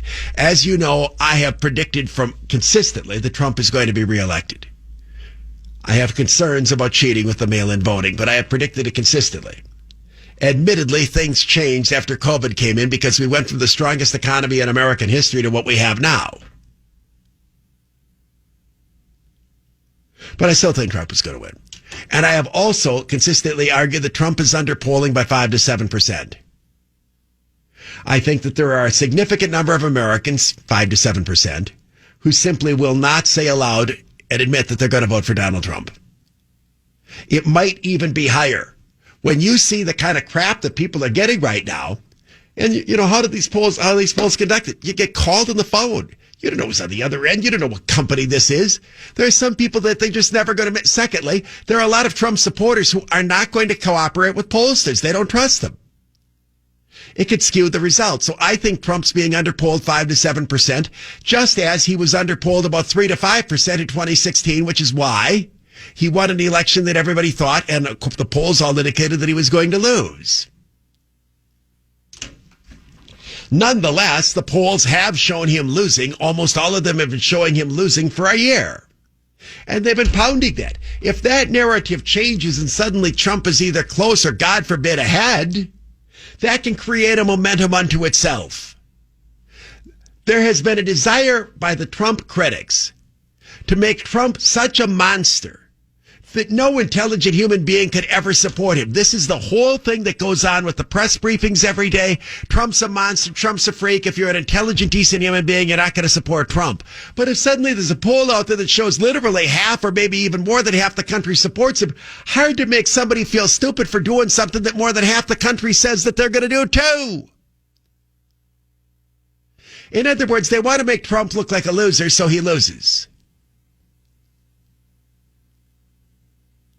But this is weird, the lack of polling. Now, as I said, I admit that if you would have done a poll on Saturday or Sunday, Trump's numbers would have surged, and probably it would not have been, some of the surge would not have lasted. You cannot have a better convention than the Republicans had last week, given the limitations of no live audience and doing it all in studios and by remote locations. The 4 days of presentation that they had was as good as any political convention I have seen. And it was, if not unique, close to unique in terms of the appeal to regular old Americans. This is not the kind of convention that Republicans have ever done before. It wasn't all this stressing on small business, and it wasn't stressing on, the kind of themes Republicans have hit on in the past. This was a message that seemed to be focused on regular old Americans and their way of life and their love of country on a lot of different levels. The presentations that were made that people remember the most, the remarkable story of Senator Tim Scott, while African-American, it was just, they got him out there because he's African-American. That story could have come from a white person, a guy who in one generation, as he said, cotton to Congress. His family went from cotton picking in one generation to Congress, him. That's the story that the Republicans are focusing on, that we are a country that still provides great opportunity for people if we are willing to give them the chance to access it. And that's why you got school choice in there, get people out of rotten public schools, where you've got a bunch of teachers who don't want to teach, that are scared to death that they're going to die of COVID and want to go back and sit in their living room and not do any work. You want to indoctrinate kids with all of their liberalism. You have a party that wants to bash police officers and defund cops so that we have even less order in our society. You have a political party that is now joined at the hip with Antifa, that has supported riots. You have a political party that has mayors that cannot confront people that are either A, protesting irresponsibly, or B, out and out rioting in cities. Well, the Republicans hammered that message home very, very well, and Trump's speech itself was just spectacular. Even Melania's speech was really outstanding.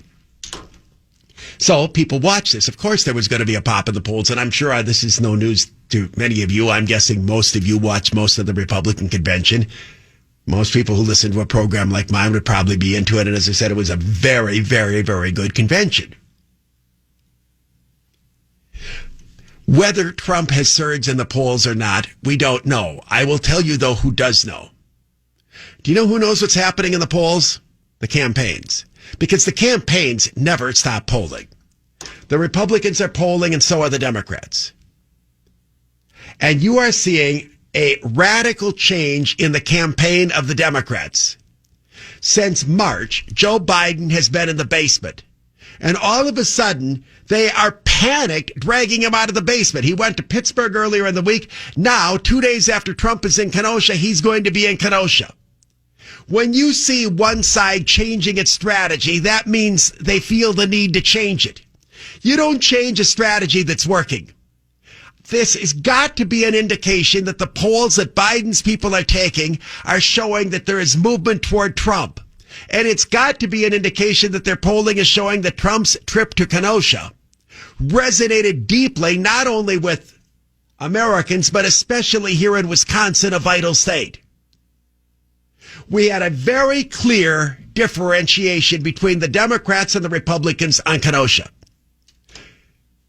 Shooting occurs, a bunch of Democrats come out and decry the police and make the statements that they make all the time.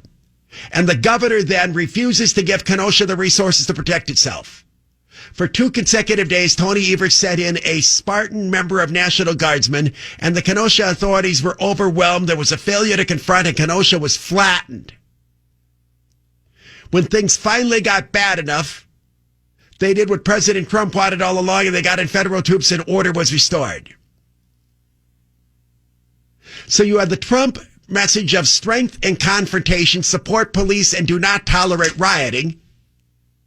And you had Democrats, Evers, and these corporate weenies like Michelle Goss at Kohl's, ripping police, making up false stories. Evers, inflaming tensions by going through 40 years of bad police shootings before we even knew if this was one of them. Clear contrast. And I think it has damaged the Democrats.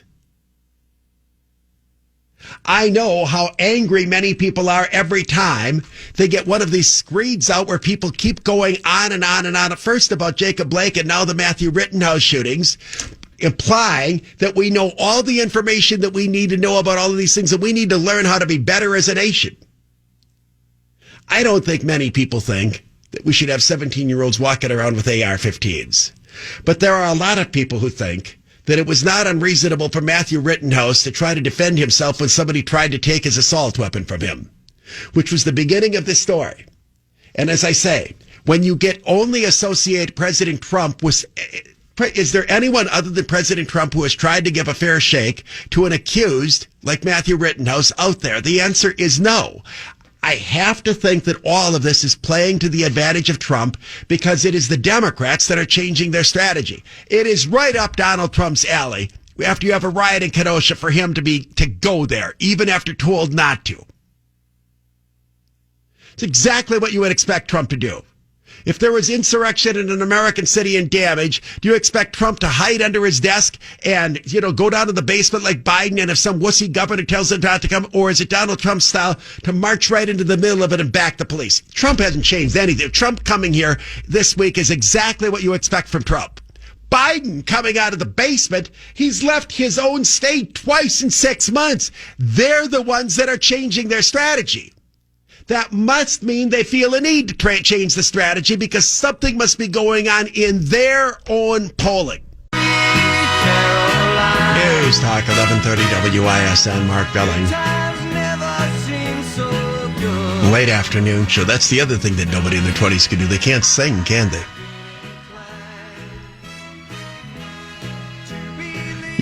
But yeah, no men. And part of it is, the more reliance, the easier it is to rely on technology, the less you're going to see of the human skill associated with it. It's why there's so many young people still like listening to and singing along. I mean, when we were young, we didn't sing along to the stuff from the 20s and the 30s. But there are a lot of young people that love Bon Jovi. I mean, you see Sweet Caroline back when you could attend sporting events. They play it during the middle of the games and so on. Everybody's singing, not just old people. They don't stop all that stuff. I mean, it's young people. We're singing that, so they relate to it. Anyway, we've been discussing the political implications of what's been going on in America. And from the beginning, I have been telling you that you should not think you are alone and that no one agrees with you just because you're hearing nobody condemning the insurrection, anti-Americanism going on. Just because no one is condemning NBA athletes for sitting on their cans, just because nobody's condemning George Hill, who, despite the fact that he is being paid millions of dollars to win basketball games for the Milwaukee Bucks, is deciding to become more of a social activist than a basketball player. Just because no one's condemning any of that doesn't mean that it doesn't exist. Just because you're not going to see any commentators in the newspaper objecting to the glorification of the Black Lives Matter movement and not differentiating that organization from people who believe that Black Lives Matter doesn't mean there aren't people who have that attitude. I've always encouraged people to follow the political ads that the candidates themselves put out, because they don't try to put out ads that they think are going to cost them votes. One of the reasons you see liberals often move to the right during a political campaign is because that's where most of the public is. I wouldn't be surprised if you start to see a change in tune from Joe Biden, because the take that you're getting from the media, the take that you're getting from the radicals, and the refusal to defend not just the big cities, but the medium-sized cities that have been under siege, is not helping the Democrats. Now, I have a theory, and it's just a theory, and it might be wrong.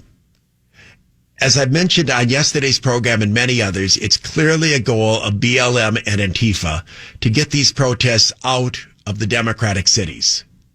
There's been very little, for example, in the city of Milwaukee for weeks. They want to take these out of the big cities that have minority populations and so on, and they want to bring the pain, commotion, noise, and in some cases violence to predominantly white areas. And this is after years of many African Americans being opposed to these riots, saying, why are you burning down our own neighborhood? Let's figure, okay, we won't burn down our own neighborhood. Let's burn down Kenosha. That in doing this, in an attempt to bring pain to communities like Kenosha, this has changed the way, follow my point on this, it's the most important point I'm making in today's program. Let's take a guy like Paul. He's presumed, living in Cedarburg, that he'd never have to worry about Cedarburg being burned down. That's a Milwaukee or a Chicago or Portland thing. Everybody in this country now knows they can be Kenosha. Everybody in this country knows they can be Wauwatosa. And suddenly this isn't just like one of those big city problems anymore. These insurrectionists can go from anywhere and they can try to destroy my town. And the politics of weakness suddenly, using the term I used earlier, now they have skin in the game. President Trump debuted a new TV ad for Wisconsin today. Now, it's a TV ad, so you obviously can't see it.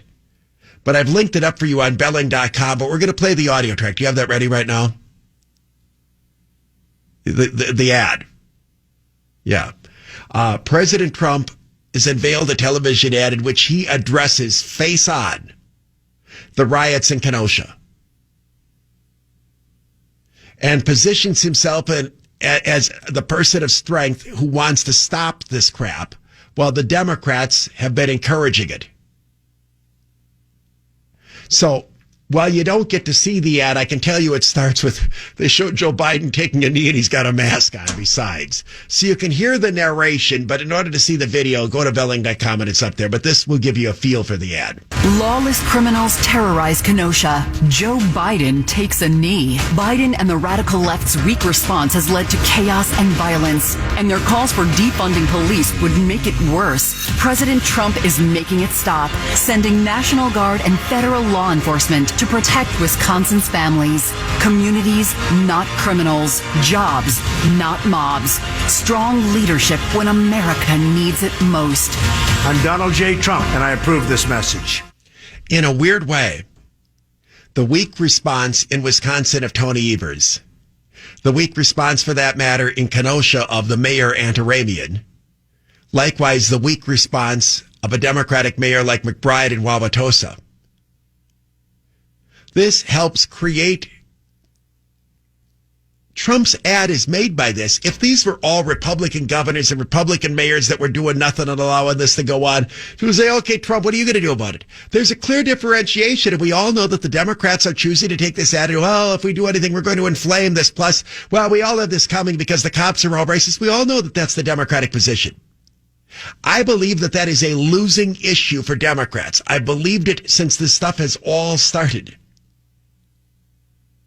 And the fact that Trump is willing to campaign on the opposite, campaign on the message of strength and order, I think that means the polls are moving in that direction.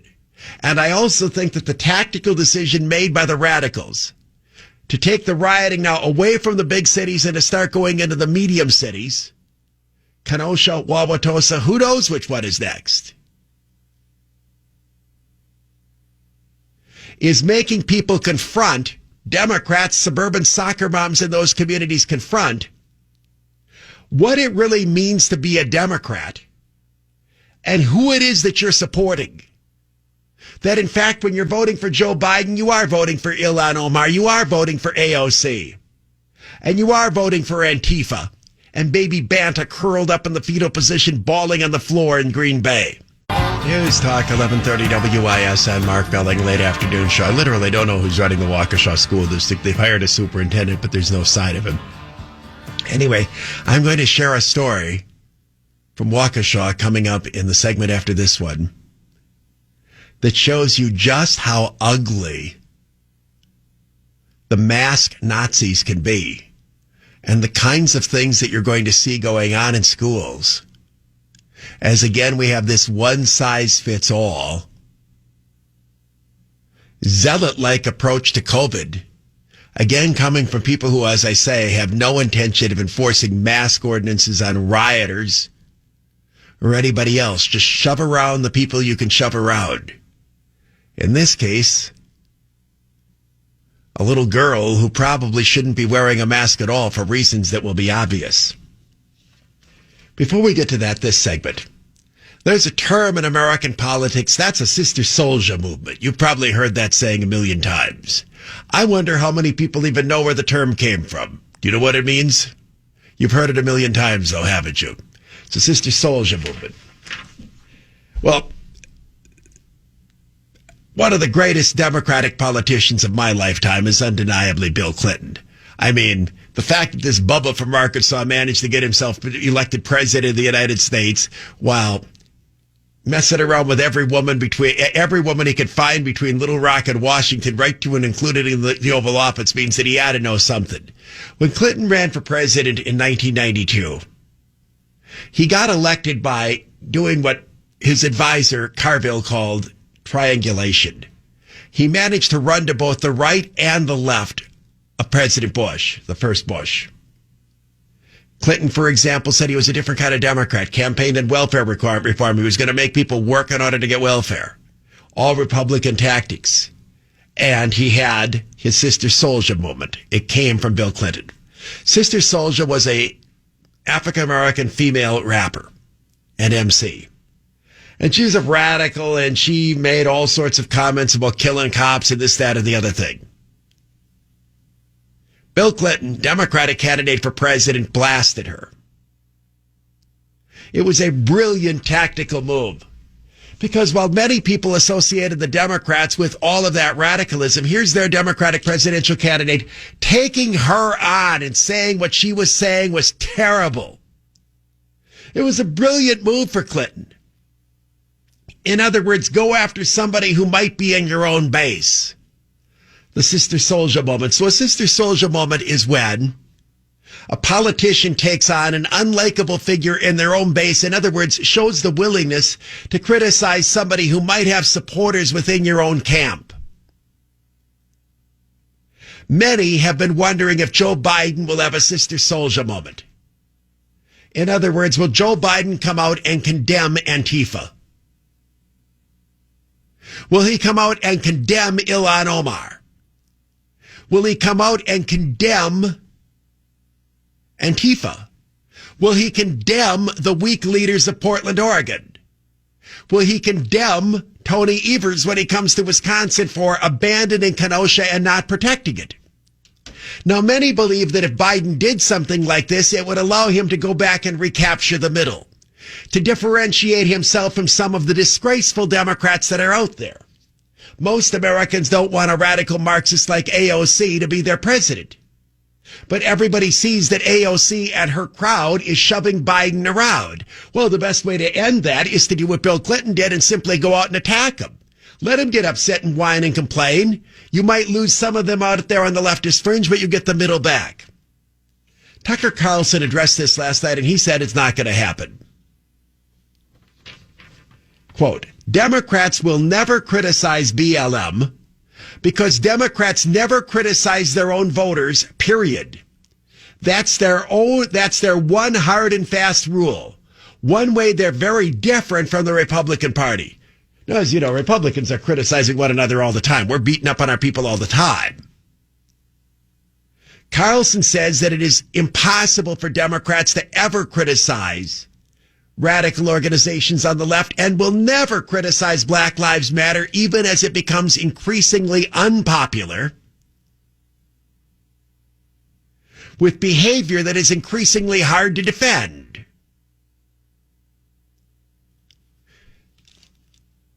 Then you have this part of it, and I'll use this as my point before I go into the break.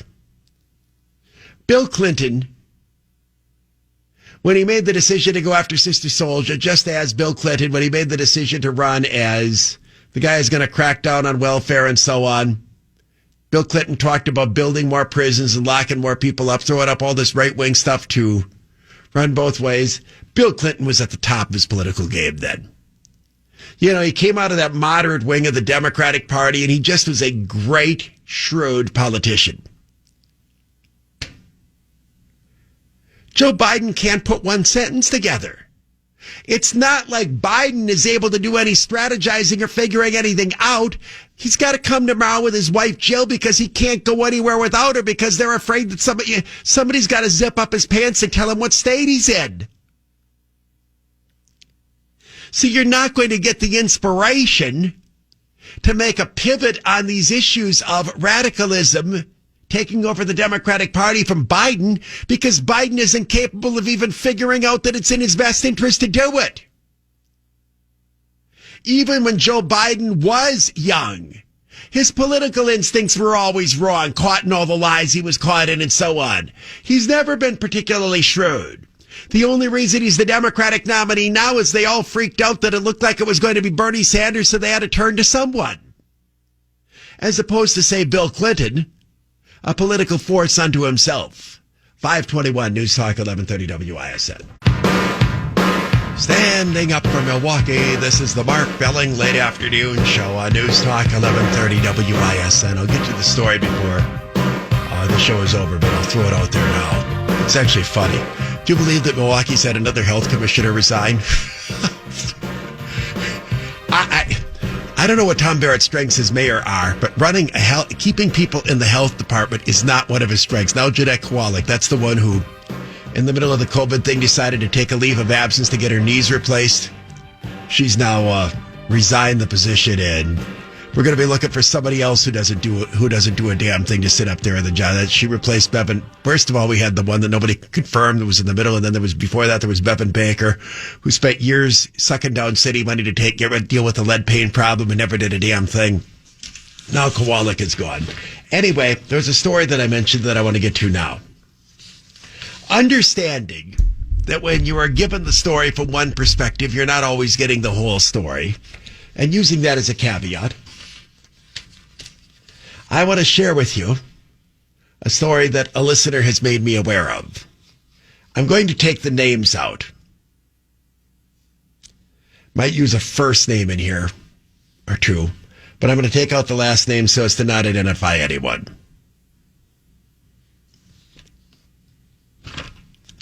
The story involves an elementary school in Waukesha, Prairie Elementary.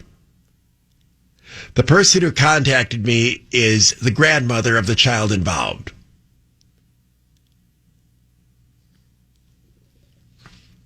The grandmother is the grandmother on the mother's side. In other words, the mother of the student is grandma's daughter. So that yesterday was supposed to be the granddaughter. I won't use her name. In fact, to make the story easier to follow, I'm going to use a fake name for the granddaughter. I think that'll help you follow it. I'll just give her the name of Grace. Her name is not Grace, but I'll use that. It was supposed to be Grace's first day of 4-year-old kindergarten. She was so excited. But instead, my daughter, that's the mom, got an email before school this morning saying Grace could not attend without a mask. My daughter had found out there was a face covering accommodation form for health issues to avoid masks, and she obtained it from the principal. Grace's pediatrician would not sign it even though Grace was a preemie baby and still has asthma and allergy issues, even today at 4 years old. Apparently, doctors received a recommendation from the health department to not sign these forms for patients. Can you believe that? Yes, I can. My daughter feels a mask all day will trigger breathing issues for my granddaughter. My daughter was adamant that Grace will not wear a mask at school, so she got a friend who was an RN to sign a form for a healthcare as a healthcare professional, as the form stipulated. By the way, the form does stipulate that you need a healthcare professional's note, so she got a healthcare professional to sign the note. The school nurse would not accept it. Waukesha Deputy Superintendent Joe Cook, that's the same Joe Cook that was at Oak Creek, football coach and so on, emailed my daughter that it was not acceptable and Grace would have to wear a mask to school. Ironically, Grace's daycare does not require masks. So Grace, who cried her eyes out at not being able to go to school with her friends, ended up going back to daycare today. When will this BS stop?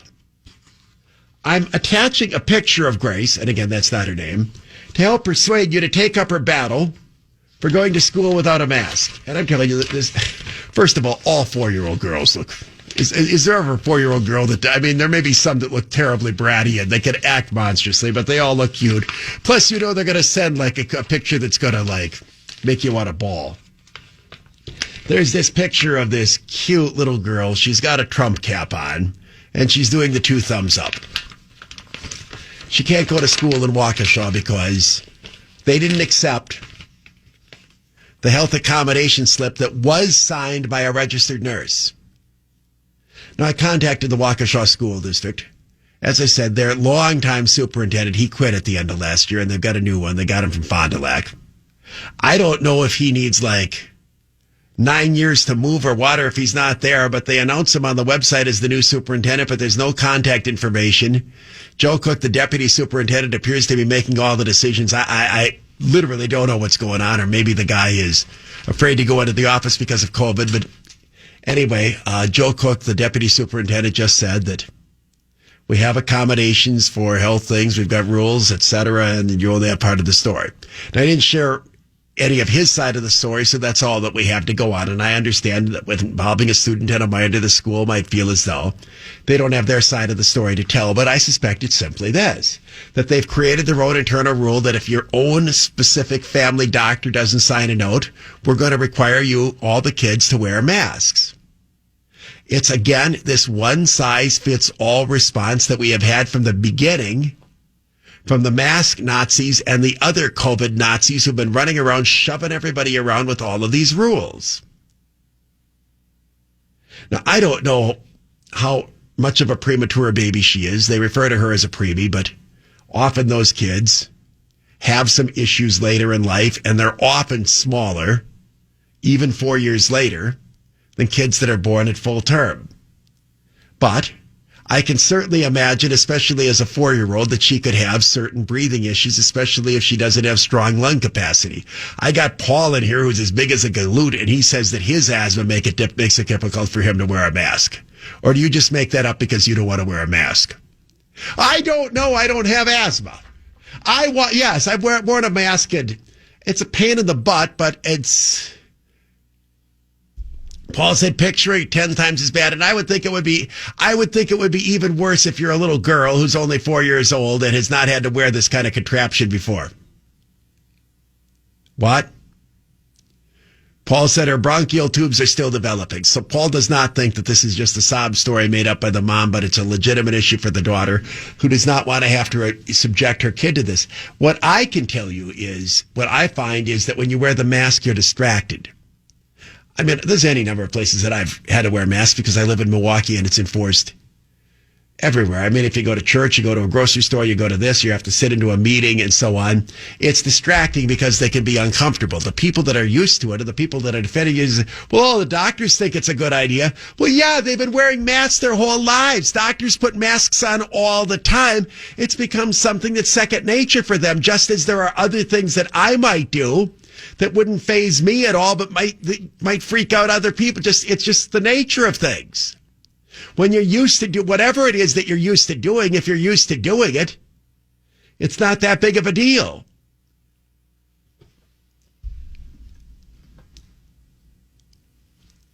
We live in a society, this is my point, and a state where we have bent over backwards to accommodate every child who has decided to identify as being a different gender. These schools now have 52 different bathrooms. If you want to identify as a girl, you can identify as a girl even though you've got the male parts hanging around down there. And if you want to identify as a boy, even though you're a girl and you don't have anything, you can do whatever. You can identify as anything you want and we will accommodate that. But Waukesha can't accommodate a 4-year-old whose mom thinks it would cause her health issues to put a mask on.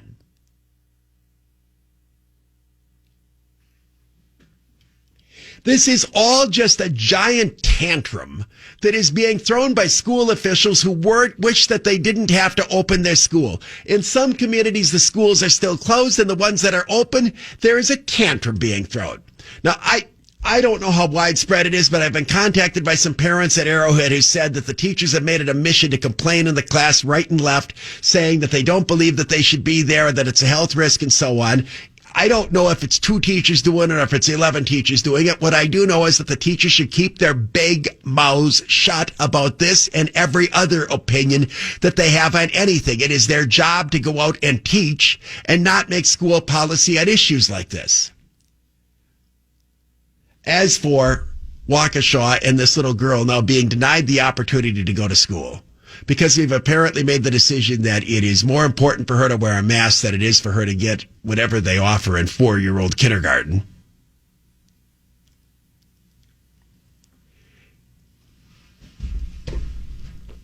It shows again the priorities of liberal bullies who enforce rules like this on people who can't fight back, a mom and a little 4-year-old girl, but who have condoned increasing disruption in their schools and societal-wide are telling us that we're supposed to have to tolerate disturbances and protests in the middle of the night and an entire city being burned to the ground, such as occurred in Kenosha. Now, there are some who would say I shouldn't be mixing the two of them. But the fact of the matter is that this is a liberal ideology.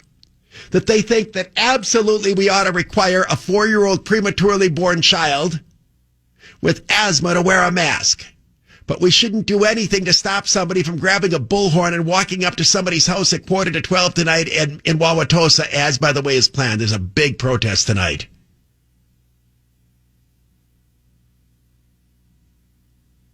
At all.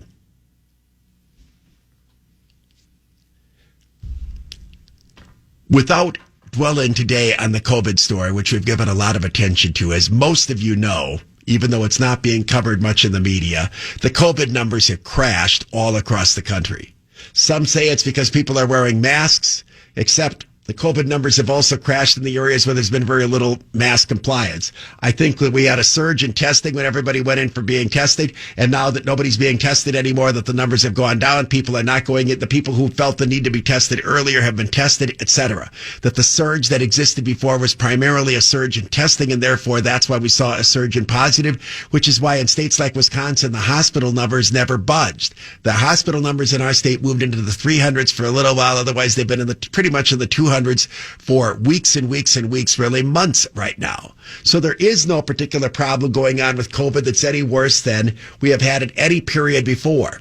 What you are going to have in the schools is you're going to get some people testing positive, including some teachers. Because anytime you have a bunch of people together, some people are going to test positive for it.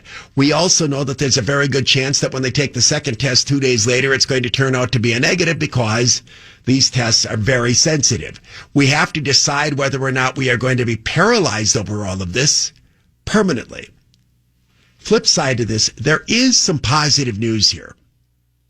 The Big Ten football conference announced earlier that they weren't going to have a football season. Then they said we're going to try to have a football season in the spring, maybe starting in January. Then there was talk of maybe starting it earlier in November. There are a number of reports that because of a tremendous backlash and the universities themselves now recognizing that they are destroying their athletic budgets and will have to eliminate sports, that they might try to start a football season in October. All of this stuff, as I've mentioned, is not long-term sustainable. We can't be shut down forever. We're not, I think, very close to a vaccine. I think even if there is a vaccine, it'll be like the flu shot. It's going to work about 40 to 50%. And even then, I think that less than half the country is going to get it. The vaccine is no answer. This virus is going to be with us probably for 3 to 5 years before it fizzles out and enough people have been exposed to it that we develop antibodies, and that's the end of it. So we can't be shut down forever and ever and ever. What we have to decide in the interim is how long we're going to bully people around. It's one thing to tell a guy like me, okay, Belling, you got to put a mask on when you walk into the Walgreens. And the Walgreens makes you put the mask on when you walk into the Walgreens. And do I like it? No. Do I mind? Oh, you're getting used to it. That's one thing. But when you're telling a little child who's never done this before, who has breathing issues, that she has to wear that thing for 4 or 5 or 6 hours, when her mother does not want you to do it, when we live in a world where we're supposed to bend over and accommodate everybody who breaks every rule under the sun, there's something seriously wrong there. And it's what happens when you have a school board that, again, does not bring creepy administrators under control. And as for who's running the Waukesha school system, as I said, if the school superintendent has shown up and arrived, he doesn't have an email address on his website. So I don't know how long it takes to get from Fond du Lac to Waukesha. Maybe what the heck, Frank Nitti only needed a week and a half to get from Milwaukee to Washington, and Frank claims he walked. Do we still think he walked? Did you ever decide on that? Did you say that he walked, or you think that he was like, that was bogus, that he was hopping in a car? Do you think he walked or not? I've asked you this 15 times. You've never been definitive. Do you think Frank walked or not? I know people who claim he did. I don't believe he walked. I just don't. I don't. Frank can sue me. When I say I think he walked when there were cameras there. I don't think he walked the whole way. I think he. Well, he was Facebook Live. Yeah, well, then he shut down his Facebook Live after he got backlash for using the F word with regard to the gay slur and so on.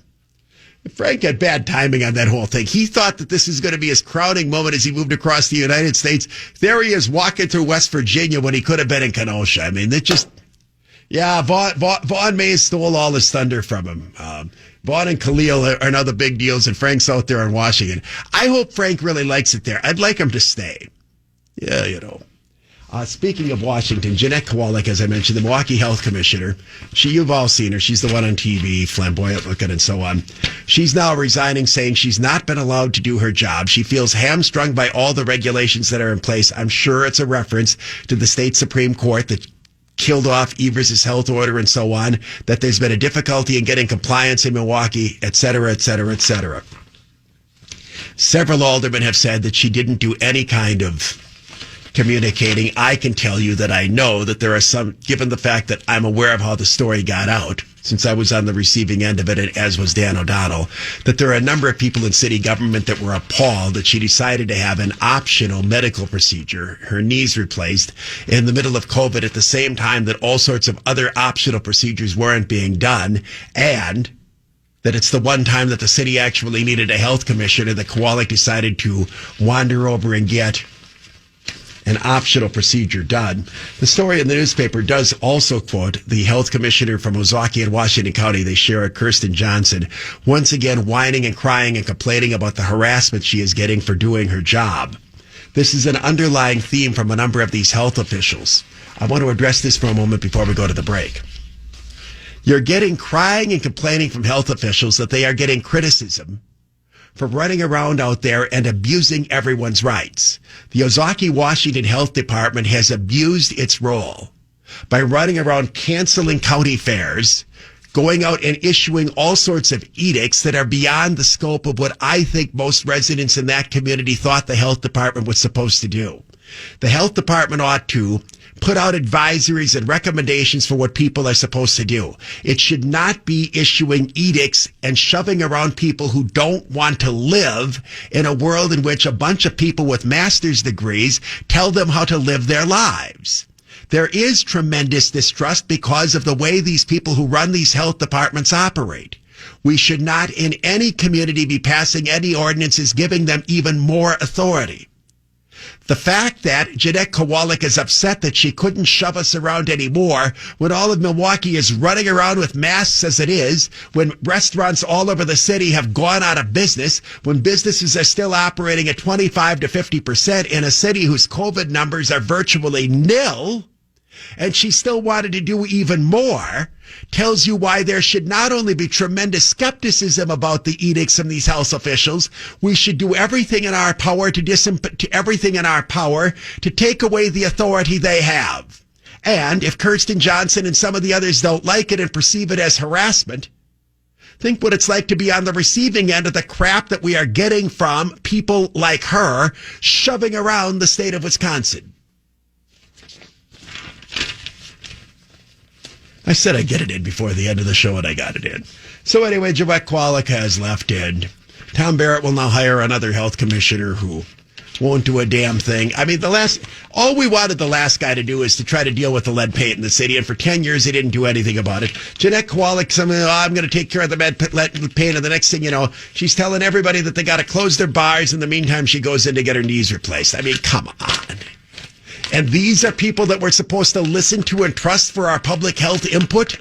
News Talk 1130 WISN, Mark Belling, late afternoon show. All right, let's turn our attention to Wauwatosa. As you know, we had an interesting discussion yesterday with Mayor Dennis McBride, who discussed the middle ground response that he's trying to take, in which he says, look, we're trying to enforce the laws. We just don't have a large enough police department to bring things completely under control, and we don't want to inflame the situation by bringing in the National Guard, et cetera, et cetera, et cetera. A follow-up discussion to this and an interesting piece of information on the ad hoc commission that Wauwatosa has appointed to look into the police department. You will find that that commission, in fact, is being led by the very rebellious protesters that are out there causing all the commotion in Wauwatosa. Let's start with this. Mayor McBride has not asked the Milwaukee County Sheriff's Department and Sheriff Ernell Lucas to come in and provide assistance to start enforcing the law in Wauwatosa. Furthermore, Wauwatosa has mutual aid agreements with other communities, and in fact, those communities have come in when things have gotten very raucous in Wauwatosa. So if Wauwatosa wanted, for example, to clear the streets tonight, and if protesters are marching down the middle of streets, which they're not allowed to do, they are required to walk on sidewalks. Furthermore, when you block off a street or have any kind of an organized event, you have to have a permit. True of every other political organization that's out there. What you are allowed to do is walk on the sidewalk and carry signs and, in a peaceable fashion, chant your slogans and so on. But that's not what they have been doing. They've been blocking off city streets. They have been using megaphones, blowing horns at loud levels, and in addition to marching, they have been using cars driving at virtually no speed at all to essentially clog off all of these streets so they can stop in front of individual homes and make a very loud commotion. Those are all violations of multiple Wauwatosa ordinances. So if Mayor McBride doesn't believe he has enough manpower to be able to handle a situation like that, he has the option of bringing in the sheriff's department and other departments to come in and start enforcing the law.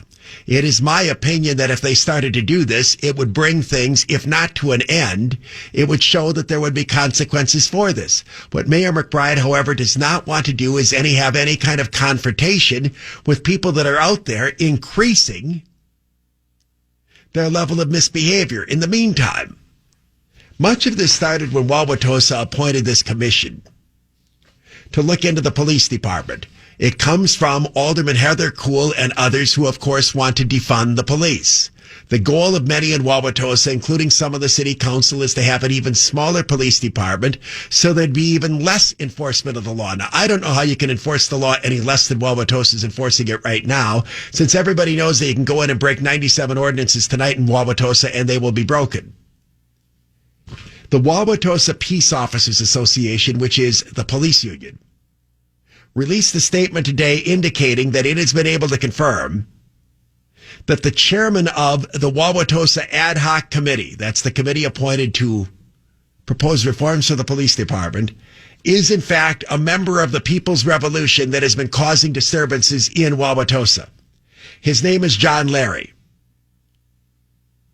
The Peace Officers Association says that it has uncovered Facebook video in which John Larry identified himself the night of the riot outside of the girlfriend of Officer Mentz's home as being a member of the People's Revolution, along with the two individuals that were arrested, Ronald Bell and William Lofton. Bell accused of firing a shotgun into the woman's home. John Larry does a Facebook posting in which he identifies himself as being a fellow member of the People's Revolution along with Bell and Lofton. So the person that's in charge of the Commission on Policing in Wauwatosa is a member of the organization that is every night breaking the law and, by its own name, is calling for a revolution. What kind of police reforms are you going to get there? Again, this is all going on in Wauwatosa under the auspices of what passes for a city government there. Now, a second take on this. I've about had it with the people who think that the answer to everything is to recall politicians, but don't show any responsibility at all for their own voting. They're now telling me we ought to recall Dennis McBride. Well, first of all, you can't recall a public official in Wisconsin until a year after they take office. McBride was elected mayor in April. You can't even legally do it. But secondly, if you were so doggone concerned about having a lefty in there as mayor, why didn't you do anything to stop him from winning in the first place? John Wyatt voted for Dennis McBride as mayor. Remember he admitted that here on the show? There was a candidate who ran for mayor who was more conservative than McBride.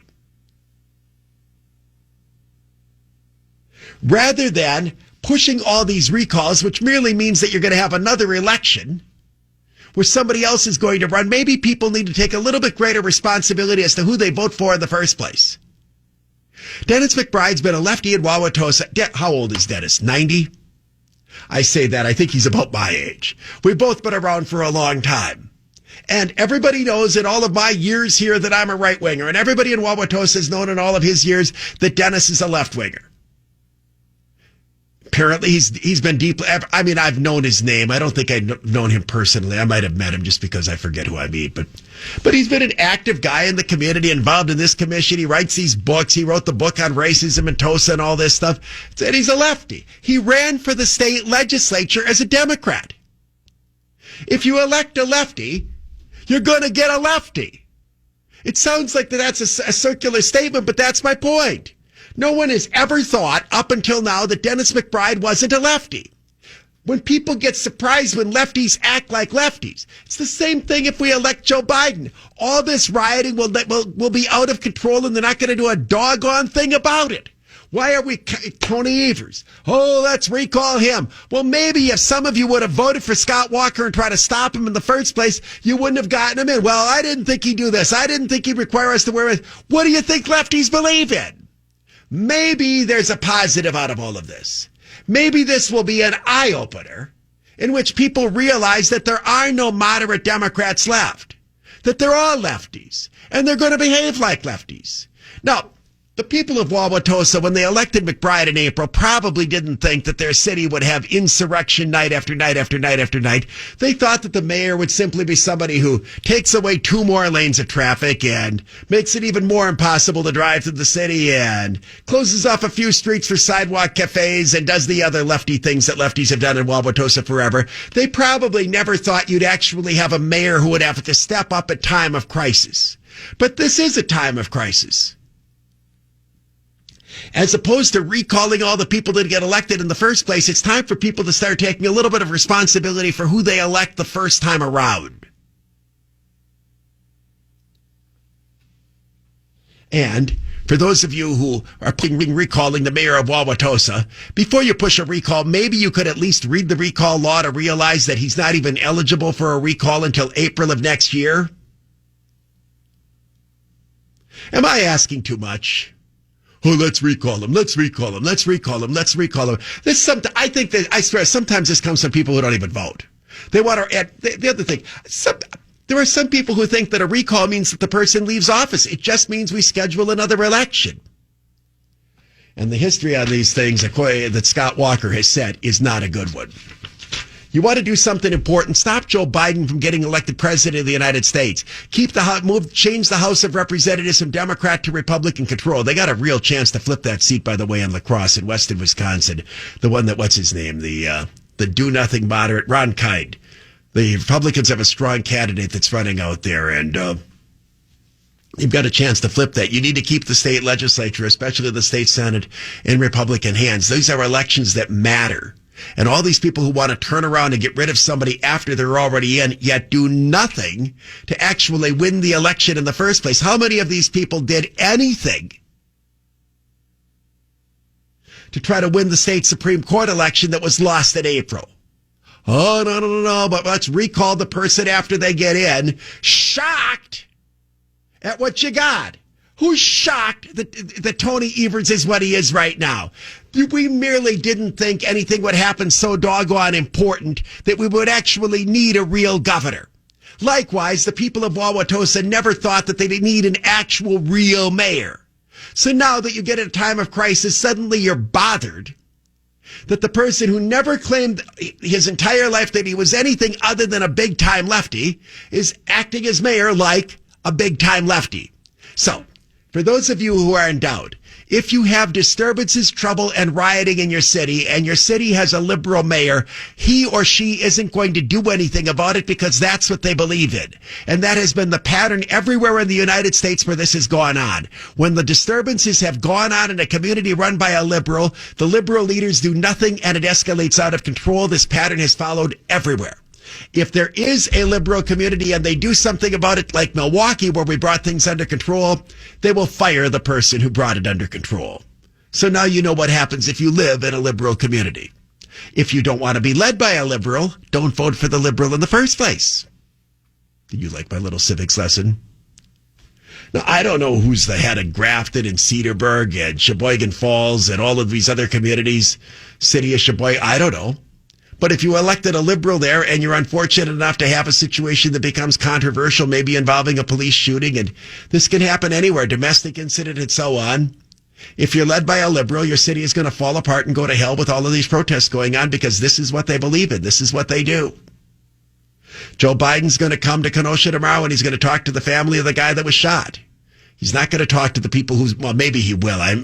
They'll probably direct him over to a couple of people who have burned out businesses so that Biden can show some concern. But the big challenge is going to be to remind Joe where he is tomorrow. You know that they're going to have it's going to be like written on his hand. Well, except he can't read anything.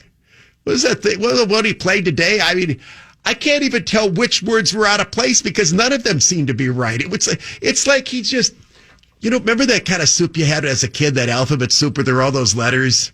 They're just, all the letters are around. They didn't rhyme or reason to it. That's how Joe Biden talks. It's just like there's words and sounds that are coming out, but it's the old thing. There are all these jokes that there are always these hidden messages on Beatles records. If you played them backwards, there'd be these messages like, one of them was if you play the reason nobody could actually test it is none of us knew how to make our record players go backwards. That one of them said, Paul is dead, Paul is dead, Paul is dead, Paul is dead, Paul. You know what the Paul is dead thing. You know why people believed it?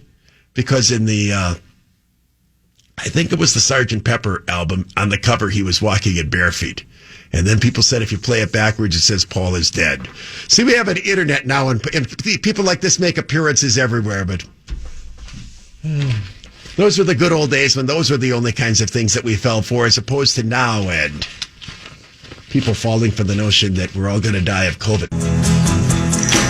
News Talk 1130 WISN, Mark Belling, late afternoon show. Earlier in today's program, we discussed exactly who Antifa is, following the arrest in Green Bay of an heir to the Banta paper fortune who had a flamethrower in Green Bay and was apparently intending to try to light up and torch buildings during what had the makings of a riot in Green Bay on Saturday night. And when he's arrested by police, according to the police report, he crawled into a fetal position and was crying and wailing like a baby. Taking a look at his mugshot, it's just an entitled, wimpy, ratty-looking, pathetic sissy, which underneath all of those masks that they wear is primarily what Antifa is. A bunch of alienated, spoiled brat white kids running around telling us that we have to have a revolution in our society. Anyway, in today's Wall Street Journal, they have an interesting photo of the confrontation between supporters and critics of President Trump from Kenosha yesterday. And this picture is really precious. You see one person on the right side of the photo and two or three Trump supporters on the left side of the photo. The guy on the right side of the photo is holding up a Black Lives Matter sign. He's a scrawny-looking white kid. Maybe it's a woman, hard to tell. Literally is hard to tell.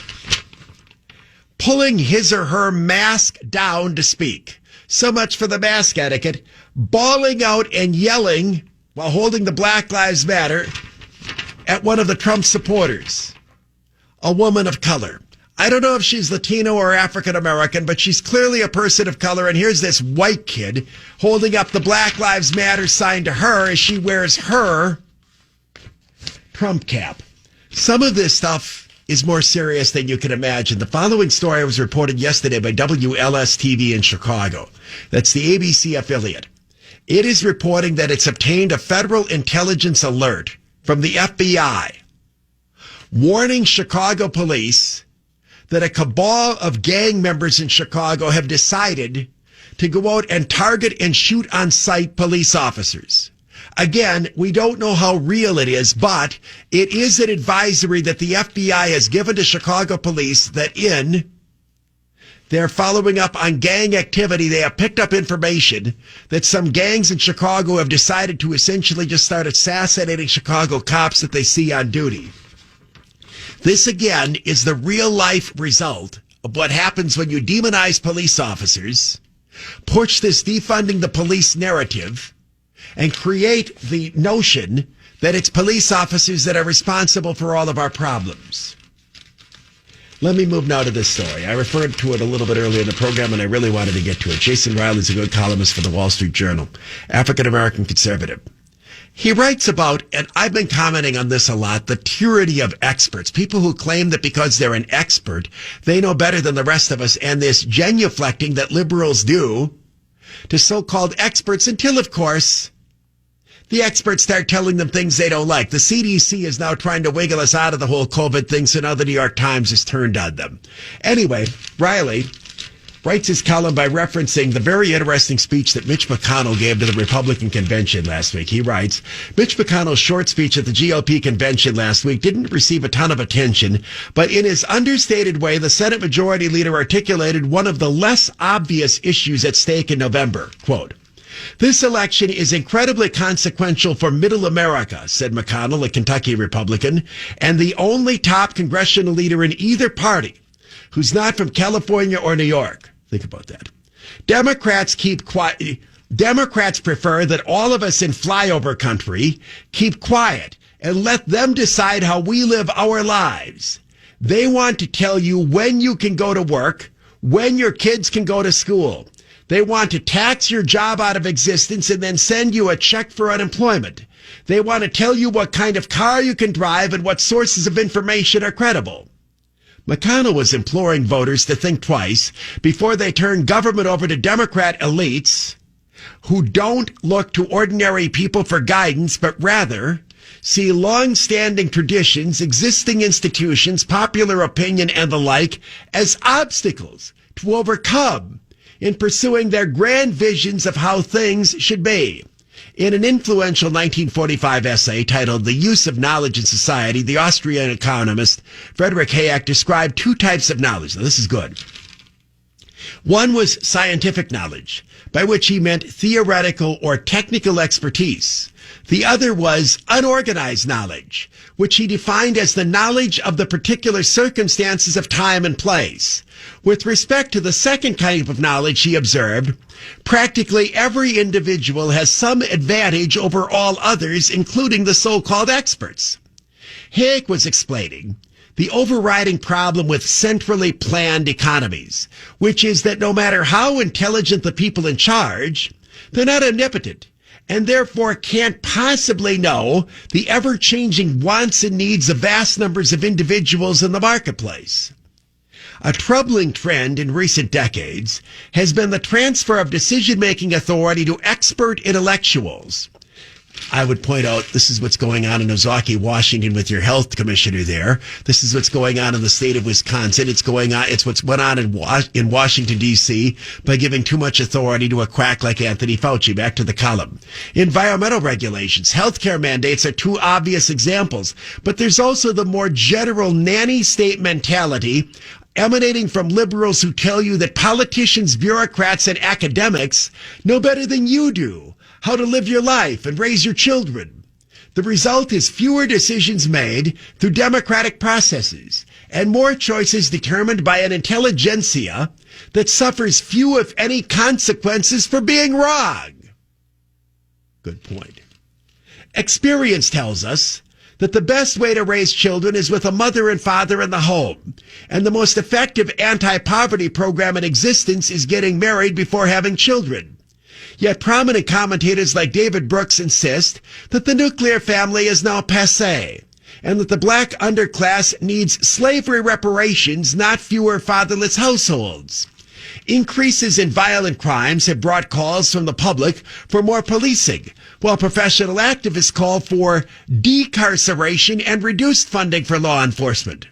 Low-income minorities want to choose where their children are to be educated, but elite organizations like the NAACP oppose charter schools. The influence of the intellectual class on our politics is not a new phenomenon. A popular book in the 1960s by the psychiatrist Carl Menninger was titled The Crime of Punishment, but it has grown steadily. And given that liberals are far less skeptical of scientific knowledge, as seen most recently in the response to the pandemic, this trend is likely to accelerate if Democrats win back the White House. I'll point out, it accelerated in Wisconsin after Tony Evers became the governor.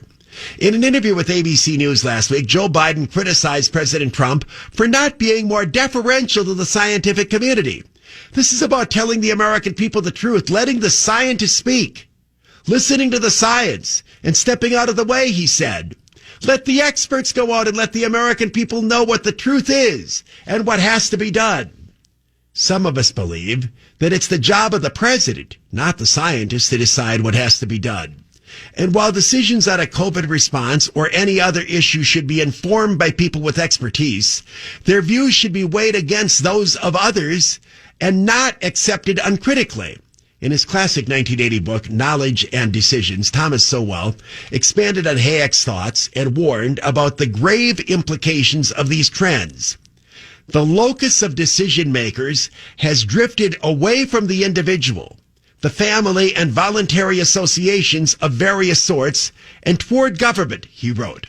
And within government, it has moved away from elected officials subject to voter feedback and toward more insulated government institutions such as bureaucracies and their appointed judiciary. I would point out, this is how in Waukesha, Wisconsin, a bunch of goons in the school system don't let a 4-year-old kid go to school, and a school board that doesn't think it's its responsibility to clip the wings of behavior of people who behave like such jackasses.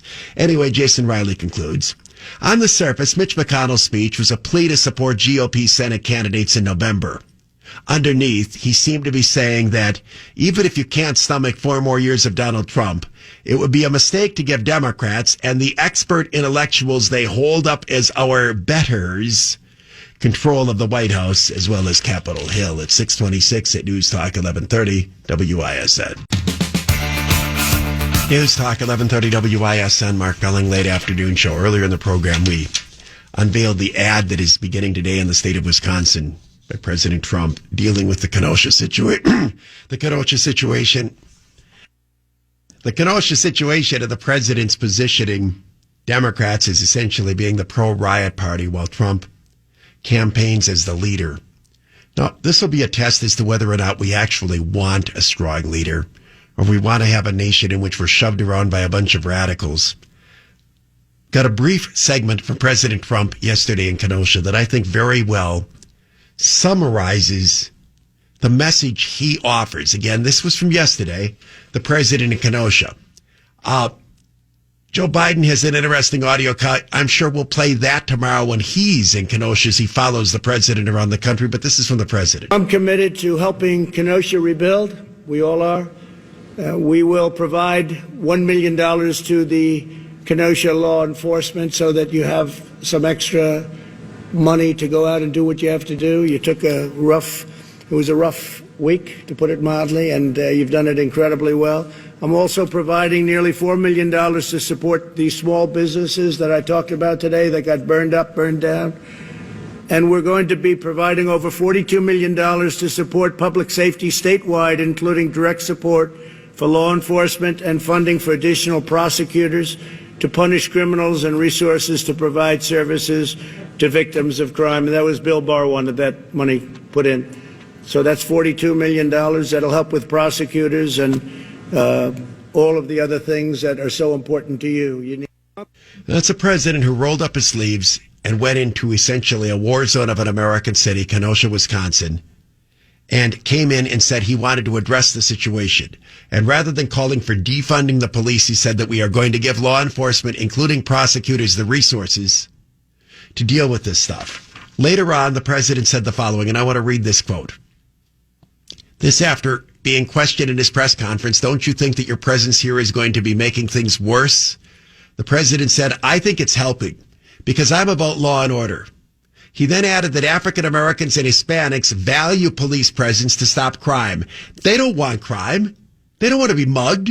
They don't want any problems. The president went on to say that it is the news media that is fueling unrest in America.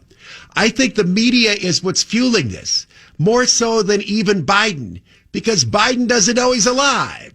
The press is really fueling this. If you watch even the local news coverage and the way every single time one of these situations plays out, the rush to judgment, the lack of any kind of attempt to get context, let's say the Blake shooting, or even the racing through to create a narrative about the Rittenhouse shootings before we have all of the information that's out there. There is clearly, and I think the president is right about this, an attempt by the media to inflame the situation.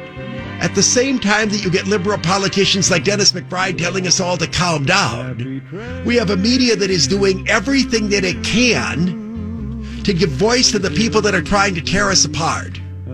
As for the Democratic candidate, Trump is probably right.